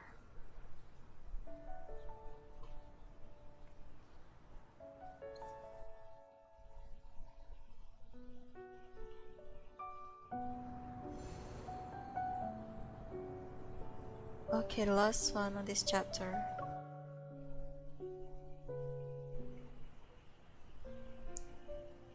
Hearing the words either core, Xavier's eyes widen, a hint of indiscernible emotion appearing. Yet he soon returns to being nonchalant. Yes. The modified protocores in the abandoned research base and no-hunt zone number 7 possess energy derived from an ether core. How can the Hunters Association not be aware of them? He thinks for a moment before shaking his head. They aren't for now. The Hunters Association only knows it holds powerful energy, but they don't have the means to analyze it. They won't be making any progress on that front for a while.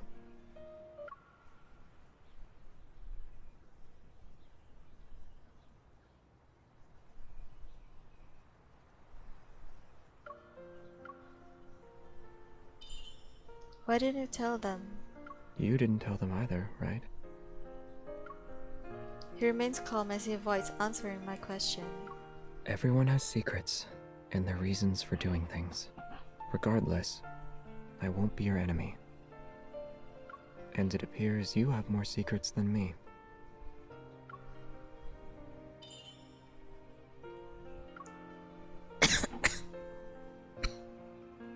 The reason you want to investigate the N109 zone was because of your family.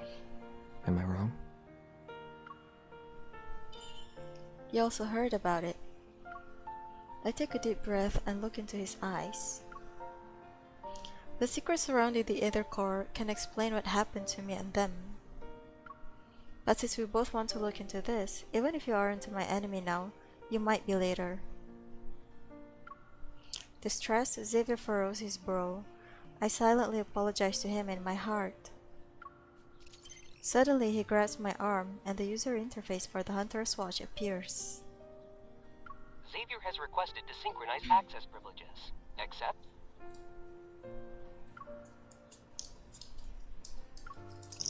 Before I can react, Xavier accepts the request on my watch. Synchronizing access privileges. Please wait. He's giving her access to... I don't remember.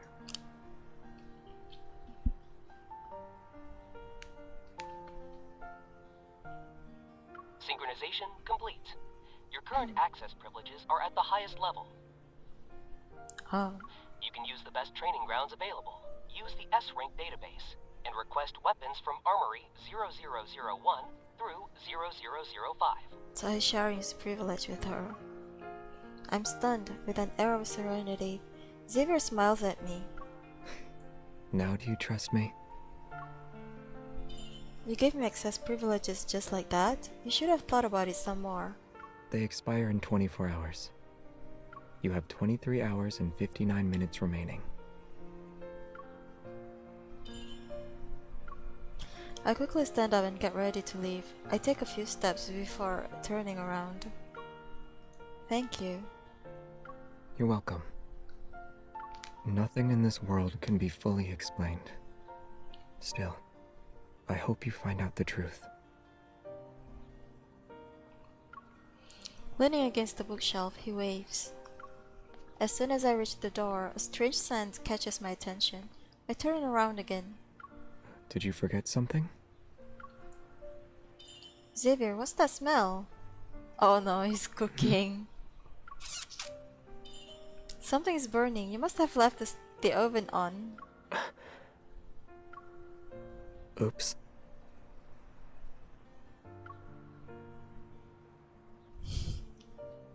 See, he's a little quirky. Quirky, but the calm version. Okay, I'm going to probably I was thinking to do like a few parts of this chapter and then end the stream, but this chapter doesn't seem too long. Maybe I can finish it tonight. Let's see.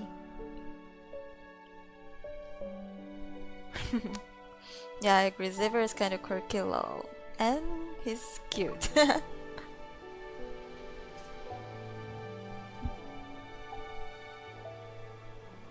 I don't know how long it will take to read all the parts.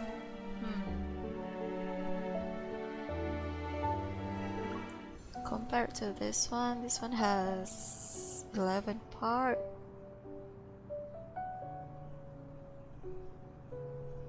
And this one has... Oh, it's basically the same. It has 11 parts too for the story.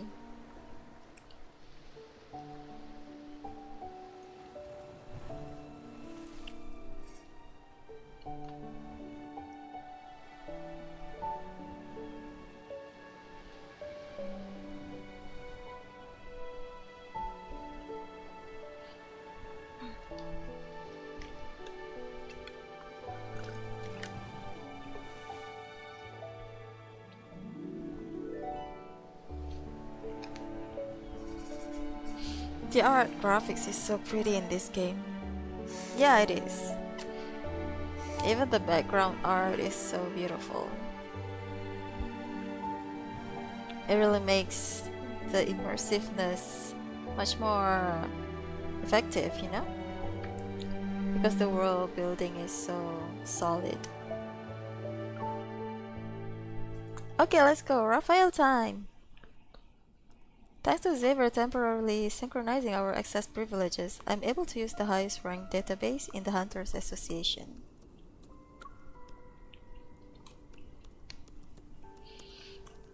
Did you manage to read Raphael's chapter from my previous stream, Mountain Lake? I mean the chapter where we first meet him. Located in the heart of Lincoln City, a man in his 50s was murdered in a luxurious apartment. The killer has never been caught. All the evidence points to Onychidus, but it's still not enough to be certain.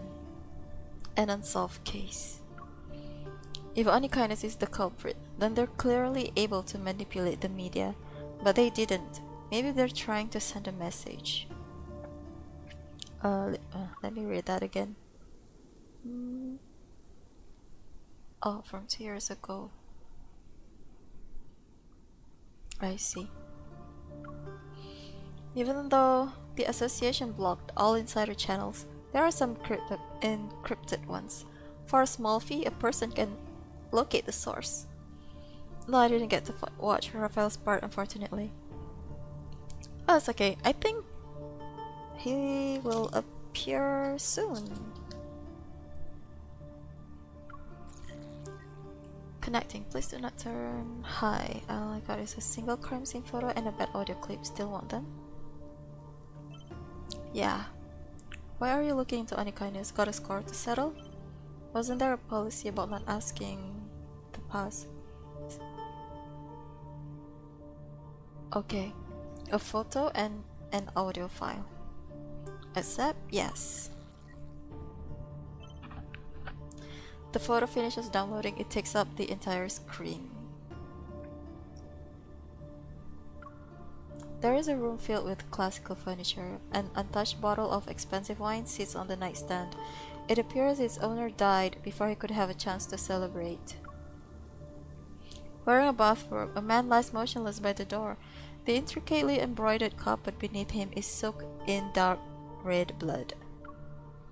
A wisp of smoke slowly spirals out from the bullet hole in his chest, like a crimson carnation blooms from his blood-soaked shirt.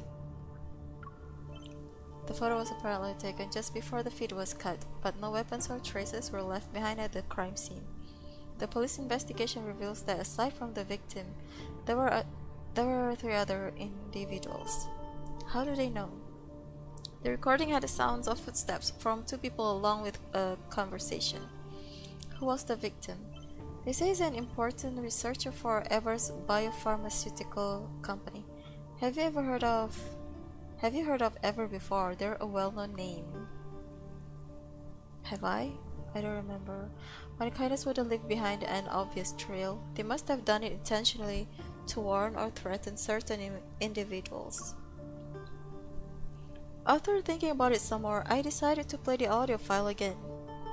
I'm so curious which of the 4 main characters is most popular. I think Sylus is quite popular right now. Sylus is the latest edition, and they say that after he was released, like the amount of people downloading the game is about or almost the same amount of people downloading the game when it was first released. So it was really popular. And then recently I was on Reddit, on Love and Deepspace Reddit. I like to read the post there. Like people, someone was asking like who's the most popular, and it differs in different countries. Like they said in China, Raphael was more popular, and Zane was the least popular. But in the West, Zane is the most popular, and now is I think Sylus is probably up there too, along with Zane. And then Xavier has like very dedicated fans. I saw them like they rent a whole LED advertisement boards in the mall to celebrate Xavier's birthday. Personally, I think that's a little excessive for a fictional character, but okay, I guess. Different country preferences is so interesting. Yeah, I think I found that amusing too.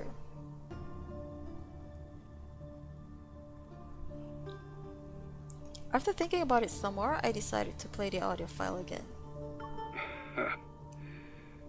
You don't even know what I'm talking about. Well, you won't have to worry about it now.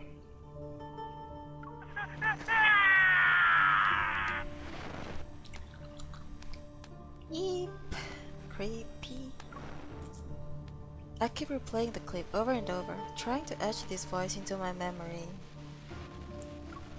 As my cursor is about to click the X in the top right hand corner, a new message stops me. Are you interested in the N109 zone because you're looking for work? A new bounty has been put up. Want to take a look? Let me earn that referral payment. Who's the target? I want to think about it first. User 23412 has requested to send an image. Accept? Yes. I didn't remember this. Raphael is a wanted man in the black market. Dead or alive? What is this? 24 million. After seeing the photo, a chill runs down my spine. Okay, Sassy. The person in the photo is Raphael. Raphael can be pretty shady too. Because he kinda hangs around the underground, the black market. They pick a good photo for the wanted poster, yeah. Probably like a magazine shoot or something.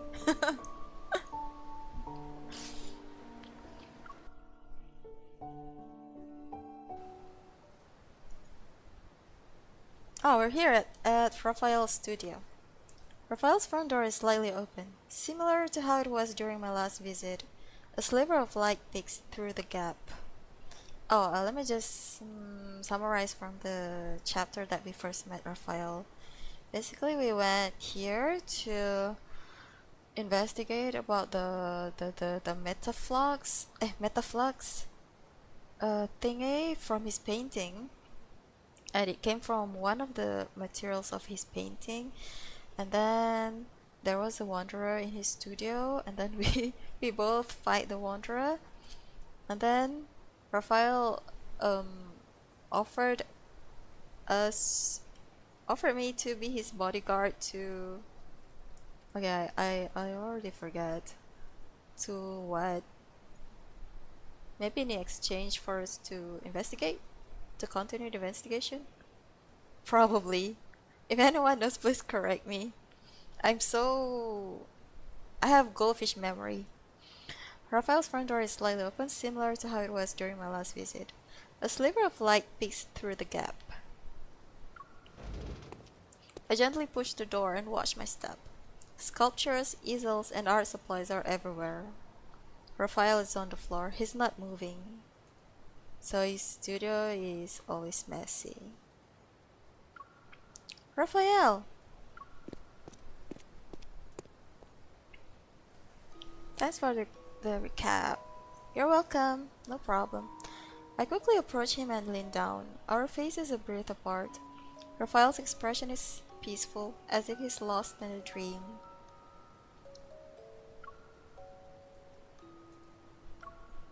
I put my finger near his nose and feel his soft breath against my skin. He's still alive. You must have like sleep just sprawled on a random spot on the floor. A breeze passes the white curtains by the window and litters the floor with sheets of drawing paper. I bend down to pick one up. Some of the messy sketches depict splendid architecture, others surging waves. Some sketches are so abstract that I can't tell what they are. They do share one thing in common, however. Written on the bottom right-hand corner is a tiny word, Lemuria. He's awake. Still sleepy, he looks my way with a half-lidded gaze. I step back and knock over a pot filled with brushes. Liquid spills, lush green trees, blue skies, and white clouds from outside reflected on its surface. Oh, that's You're messy. here? Raphael, are you okay? After staring at me for a long time, Raphael suddenly moves his head and holds out his hand. What are you doing? Pull me up. Can you do it yourself? Hurry. Help me get off the floor.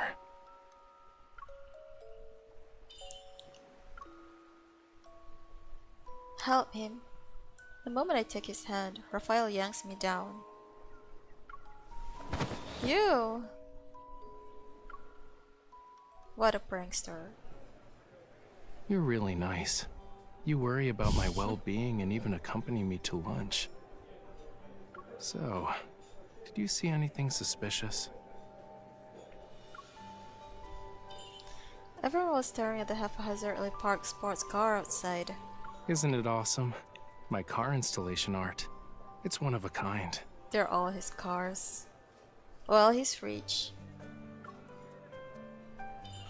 Now what? There's a crowd swarming your car. How can we leave? Having a bunch of people is the best cover. If anything dangerous shows up, we ditch the car and sprint through the back door. It's like vanishing into thin air. I take a deep breath to calm myself. You already knew the people in the N109 zone were targeting you? Yeah, it's a long story. But to make a long story short, someone in the N109 zone wanted me to paint a painting, but I told them no. Out of nowhere, Raphael pulls out a carbon fiber pen, smooths out a napkin on the table, and starts doodling. They want to kill you over a painting? Is your art really that special? Well, yeah. They discovered the secret message in my painting, which would lead them to their heart's desire. I haven't seen many of Raphael's paintings, but the one at Raymond's house left a lasting impression on me. I recall my memories of that time and I realized an important clue. Is what you're after related to the illusion in your painting? His pen stops moving, and it creates a large blot of ink on the napkin. An illusion? What did you see? I saw a young girl on the beach. She was singing a song I didn't understand. It sounded sad. Is the painting special because you used the coral stone from that day? Yup. I heard it's kinda rare. It was found near the bottom of the ocean, in a place called Lemuria. Lemuria. That location is brimming with rare treasures. Even a tiny bit of coral can make you feel like you're in a world of dreams. If you grind the coral stone into pigment, you can immerse the viewer in a pretty dream created by the artist. He speaks of this crazy story, but his voice doesn't waver. He seems to be telling the truth. I have no choice but to hide my skepticism. Raphael twirls his pen between his fingers, then looks into my eyes. Anyway, guess you're not here because you're concerned about my safety, yeah? Raphael, we have a bounty on your head from the N109 zone. That means you've heard about it before. I need to go there and find something. It's really important. Aside from barging in, I don't know how to enter that place. My hint is as clear as day, but after giving it some thought, Raphael shakes his head. His expression is one of nonchalance. Lincoln has become even more dangerous, and now you're talking about entering a labyrinth? Forget about it. A hunter like you just going in there is like a lamb walking into a tiger's den. His words leave me disheartened, but he isn't wrong. Since you're safe and sound, I'll get going. Just as I'm about to get up from my chair, Raphael grabs my hand. Wait. Huh? Someone's following us. Raphael loosens his grip. He speaks as he sets down his pen and pushes a napkin toward me. With a few strokes, he sketches a layout of the restaurant on it. A man wearing a black jacket sits behind us to the right. He's slouching, perfectly hidden behind a potted plant. He's already here? Not sure. But since he's acting all shady, he's definitely not one of my fans.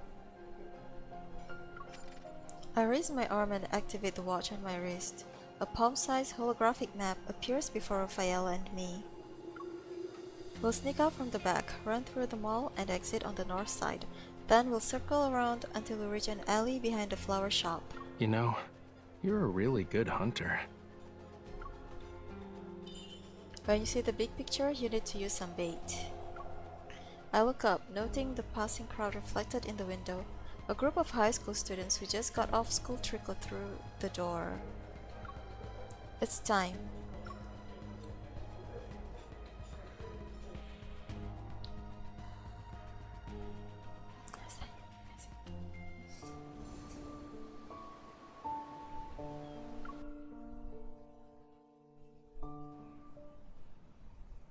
Damn it! How did he manage to slip away again? Hey. Who are you? Lacks a weapon and any sort of defensive gear. Aside from pretending to act tough, he's not trained. If he's a professional hitman, he's really, really pathetic. It could all be an act, you know. Knocking him down in one fell swoop. Want to do an encore? A middle-aged man wearing a mask is huddled in the corner, his body shaking as he hears those words. He's the epitome of anxiety. I'm not a murderer. I'm just a guy trying to get a scoop. That's just a reporter. As the man struggles, a piece of paper slips out from his chest pocket. Raphael picks it up, blows off the dirt, and holds it toward the sunlight. A reporter from Weekly Arts. Joe. You know them? A second-rate art magazine. They scrape by on tidbits they pry from socialites and artists. He notices something. His gaze moves down as he takes a weird-looking button from the man's shirt. This hidden camera wasn't cheap, right? A tiny flame bursts from Raphael's finger. It turns the button into ash. Is there anything newsworthy about me to grace your journalism? So his evil is fire. Listen to me. Whatever you do, please don't hurt me. It's because of the collector, Raymond. He's dead. Oh, the guy is dead now. The air is still for a moment. Shocked, Raphael and I exchange a glance. Maybe it's because we're entering his field of expertise that Joe straightens his posture. He wipes the dirt from his face. A spark of excitement is in his eyes, the thrill of discovering gossip. He died last night. Oh, just recently. Drowned in his bathtub. No one knew until the next day. When the butler found him, it was already too late. Was Raymond attacked by wanderers? No, they should be long gone by now. The police already searched his home and looked through the surveillance tapes. They found nothing. Not even another person walking into his room, but... Cut to the chase. The picture painted by Raphael had vanished from his collection room. I've heard the rumors. Some say that before he died, he made a bunch of cuts into his arms and legs. His skin looked like a bunch of fish scales. It's Oh, no. awful, if I do say so myself. Oh no, that's so trippy. And the moment a rich guy is dead, the police are quick to cover it up. They're scared a secret will be revealed, one that will cost them their jobs. But there's no such thing as a secret that can't be hidden. Mr. Raphael, are you sure you didn't have a hand in his death? Can your painting actually manipulate people? Yeah. That Raymond guy, he probably hallucinated before he died. Even if they did, I wouldn't tell you. Also, you said he died last night. I was in my studio during that time and didn't go anywhere. Anywhere. But I do agree it's a tragedy. Or are you saying you want to ask Raymond himself? No, not at all. I don't... I told you everything I know. Can you please let me go this time? The guy is crying. He's practically crying. Sure. I'll even throw in something extra for you. Tomorrow, I'll be instructing my agent to lodge a complaint about your deplorable stalking behavior to your superiors and cancel our exclusive column interview. I reckon you'll be jobless soon. Too bad. Raphael speaks in a relaxed manner. He leans in, a radiant smile plastered on his face. So, why don't you do me a favor and investigate who's trying to hide all that info you just talked about?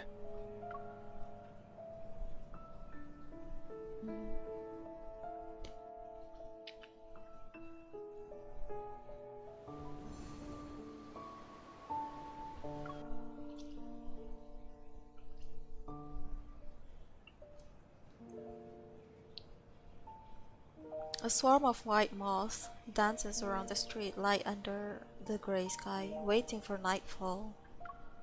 We climb the stone steps to a garden in the sky. Below us is Lincoln's liveliest district. A field of grass stretches out before us. It's flanked by trees from both sides, a vibrant sight to behold. Across the street is a floating holographic ad. Flying above the cityscape, it promotes Raphael's art exhibition for next month. A slate blue sea engulfs the city like a mist, cascading onto the towering skyscrapers. From buildings to traffic, all is submerged in the tide. While it's obviously a trick of the light, curious people can't help but stop and reach out to touch the swimming fish that pass them. You know what sells the most? Paintings of a calm sea. They can get pretty expensive. The more violent and chaotic the ocean, the less people are interested in it. Humans can sense disasters like animals do, so we subconsciously distance ourselves from things like bad weather. From your last art exhibition, you told me the painting was from one of your dreams. I stare at the virtual sea of fish swimming, merging into the night sky. It's unsettling yet alluring as the line between dreams and reality is blurred. Is this another one of your dreams? Yup, you got that right. I daydream in my studio all the time. It's kinda hard to remember what the real world's like.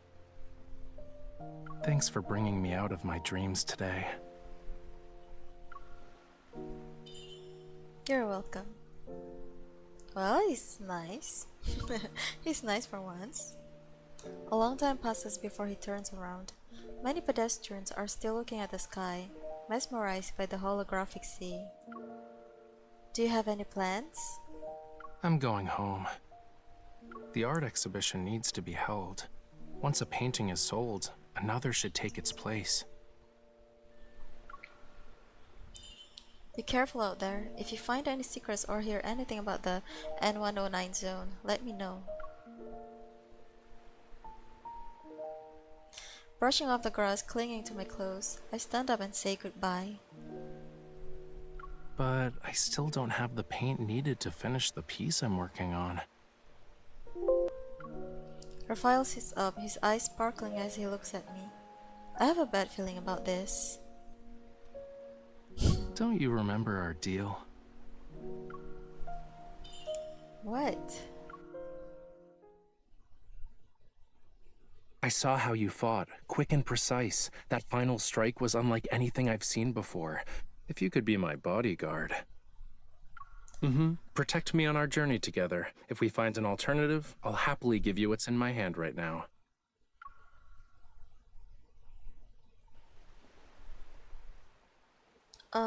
That look. You forgot, huh? Oh, that was a flashback. Yeah. Don't worry. I wrote down everything. We'll be fine. Probably. I've got stuff to deal with in the next couple of days, but I promise to get to it. I say a half-hearted promise, and I'm ready to run when I hear a soft sigh from him. I have an idea on how we can sneak into the N109 zone. You do? He has my attention. I move closer to listen. Raphael quickly averts his eyes, clearly caught off guard. You said it yourself. When you see the big picture, you need to use some bait. Why not come up with a master plan? Become the best bait for Anakinus. So I should use myself to lure them out. He nods and continues to speculate. To be their target, you must have something they want, like info or something. You can decide whether to take the risk or not. Raphael is the only character who would suggest things like this to the MC. The other two guys they would not like this. They would always advise the MC to stay away from danger and stuff. Maybe a small opening is all it will take to get them to expose themselves. Every word that Raphael says isn't wrong. I bite my lip. Even so, we need to find the perfect fishing spot to make sure our big fish bites the hook. I can lead you there. Trade intel for intel. Gamble to make gambles with higher stakes. But whether or not you can play the game is up to you. He once again stares at the sea of car lights under the overpass. Like the receding tide, the holograms fade and reveal the street. I need to think about it. It's just a suggestion. The choice is yours. If you want to do it, meet me tomorrow by the docks at White Sand Bay.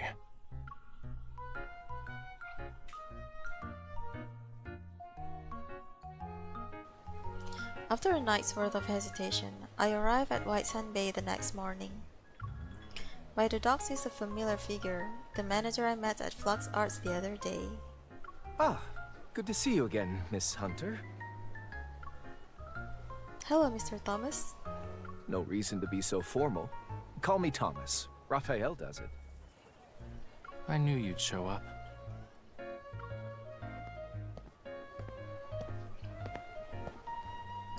Raphael walks over, arms folded, and plants himself between me and Thomas. Don't forget your promise. I'm not the kind of person to just forget. You two get along well. I'm glad Raphael has a reliable friend such as yourself. Stop treating her like she's my babysitter.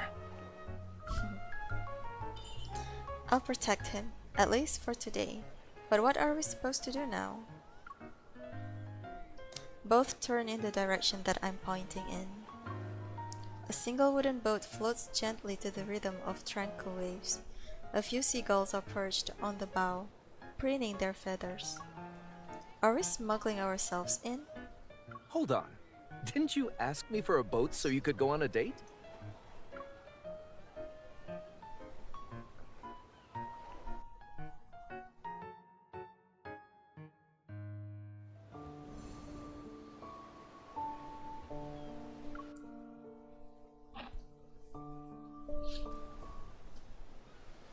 I'd say the wait was worth it. With winds at about 10 miles per hour and no big waves, it's a good day to set sail. Since heading out to sea is a daunting task, shouldn't we use something a little more advanced? Like a speedboat? We're always cooped up in the house painting and stuff. Let's take this chance to exercise. We're in the same boat now. It's time to tell me what's next. Don't overthink it. You're just gonna do what you normally do. Fight. That's Hat Island. It's having unusual energy fluctuations, and a weird wanderer appeared. You're interested in wanderers? Their protocores contain an extremely rare material. I need to get my hands on it.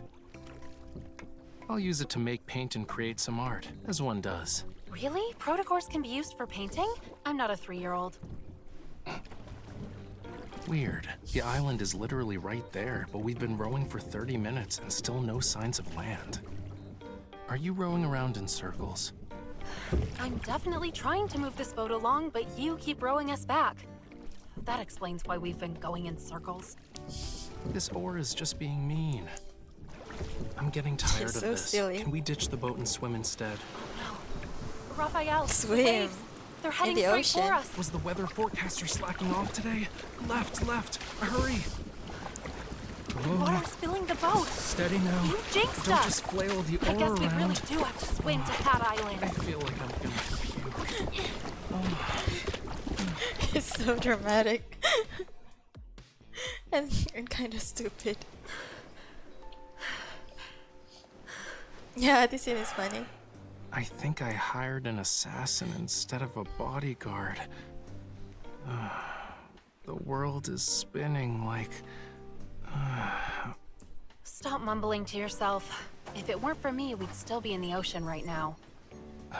I'd rather float in the sea than be on land. Everything looks okay. I don't see any wanderers around. Your skills will be useful. Let's go. This island isn't small and we have a full day ahead of us. You're fine now? Why are you in a hurry? The mountain. We'll start there.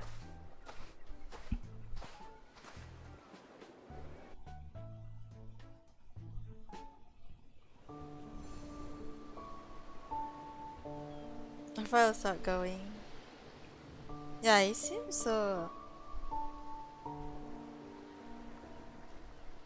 like he's quite talkative compared to the other two. And there are a lot of funny interactions between Raphael and MC.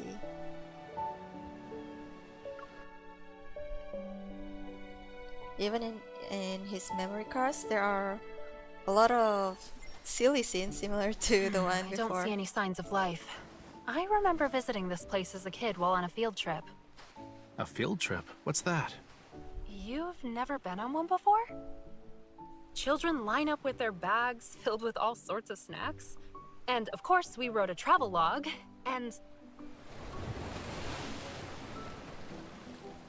Wow, you were all brave kids to visit places like these. I'm impressed. More than a decade has passed. Change is inevitable. The resonance is weak, and the watch isn't detecting anything. It's possible wanderers aren't involved. Your little watch thing doesn't seem to work that well. Where's the coral stone? Huh? So what? Are you planning to use your blood again? Or like you can use your evol. The coral stone is from this water. If you notice something weird, it might be tainted with the same kind of metaflux. Use your evol to resonate with it. Creating a similar signal might just be good enough to lure them out. Try? Sending out a signal. Got it. The fluctuation is faint. I can barely sense it. Wait. You could crack open nuts using that much strength. Please don't destroy my last sample. Then... You're not in an arm wrestling match. Let's do this together. Close your eyes. Focus all your senses on your hands.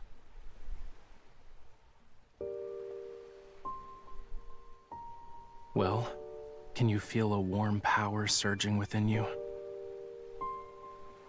Everything in this world has a unique, unmatchable frequency. That's why each life is isolated. But your evol allows you to change your frequency. You can resonate with others. If you open your heart, you can establish a connection and share your power.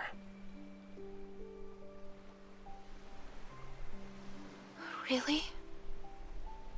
If you believe.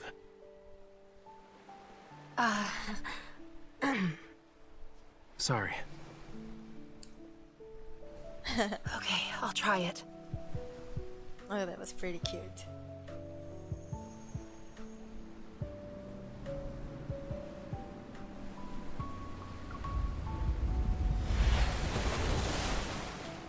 Oh? Something's about to come. Is it over? I guess yes. Well, that was quite the spectacle. It was your idea. If you don't catch any fish, is the bait at fault? All right, I guess I was wrong. Tapping into the depths of someone's evil isn't easy. Something reacted. I did a pretty good That file job, is so huh? expressive. Don't you think? You're even better than I expected.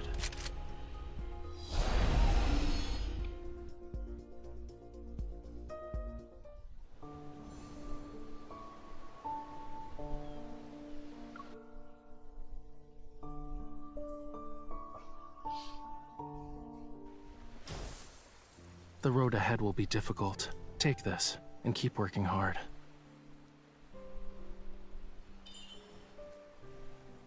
I didn't think resonating with the coral stone would attract wanderers. If we can't find what I'm looking for, consider it practice. Anyway, let's set up camp for tonight. They came back. Oh, no. Is it a wanderer? Even worse, a monster. Oh, Much it's worse. a kitten. It's so cute. Now you're safe. You're not here for the coral stone, are you? Why are you over there? It won't eat you. Stay back. He's so Cats are scared of malicious cats. beasts who deceive everyone with their harmless appearances and play with their prey at And whim. they're dramatic at it. I don't like them. Rather than dislike them, I'd say you're more afraid of them. Isn't that right, Raphael? Nope, I just don't care. I don't care about cats. At all. It's hurt. Look, something's so off about its stupid. injury. Whoa, stay back. You're not allowed near me after touching that. You have to choose, me or the cat.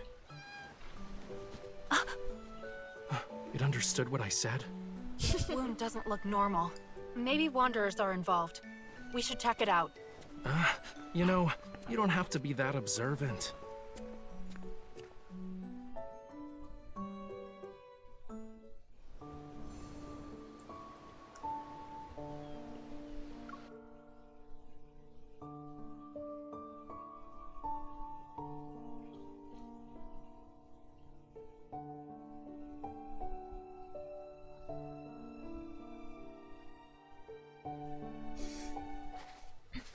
We're not gonna disturb the cat's home, right? That little monster is obviously trying to get some affection. Don't waste your time. Look!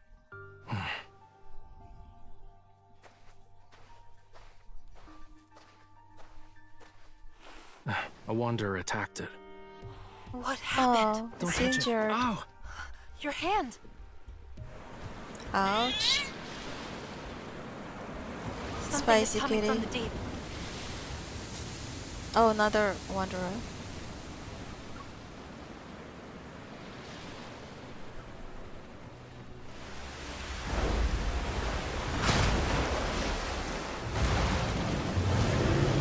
It's a deluge wormlord. Wormlord.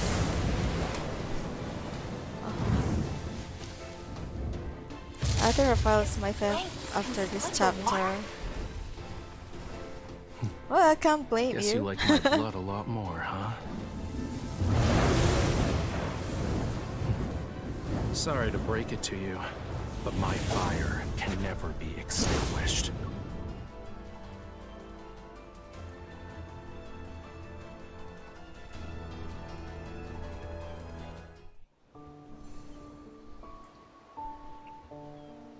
Okay, the last part for today.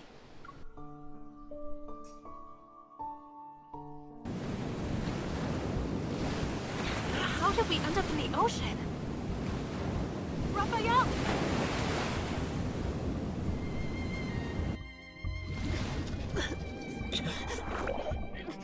I need to get to the surface. She got swept by the waves. Where's Raphael? There he is. Stay back. Otherwise, I can't guarantee your safety. What about you? What are you doing? They can talk to each other under the sea. Like telepathy. Raphael. None of my concern. It's settled then. If you don't return, I'll chase you to the ends of the earth. A flashback. I want to screenshot that one. Don't go.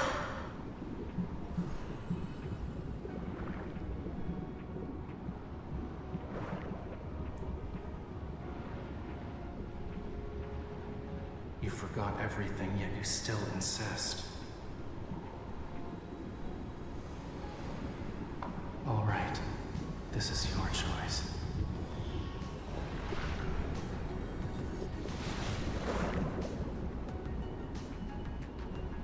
Dun dun dun. And he's a mermaid. I'm not sure what he was thinking just now. Wasn't he about to leave the MC? And then he turned back? And we finished chapter 7. Ooh. Intriguing, right? So we have only one chapter left for this Galactic Sunset story. And then I can start Sylus story. Yep. But it's late now, so I'm going to end the stream now. And maybe... let me think. Maybe I can stream at the same time and day to continue this chapter. Or if I'm available, I can stream Love and Deepspace on Sunday. On Saturday, I'm going to play a different game. It's a game that I've never tried before, but I've always wanted to try it. So far, my plan is to have a fixed stream schedule twice per week, which is on Wednesday night and Saturday night. And then for the rest of the days, I will stream if I'm available. That's it. I don't think I have any plans this weekend. I might be able to stream this game on Sunday. We'll see.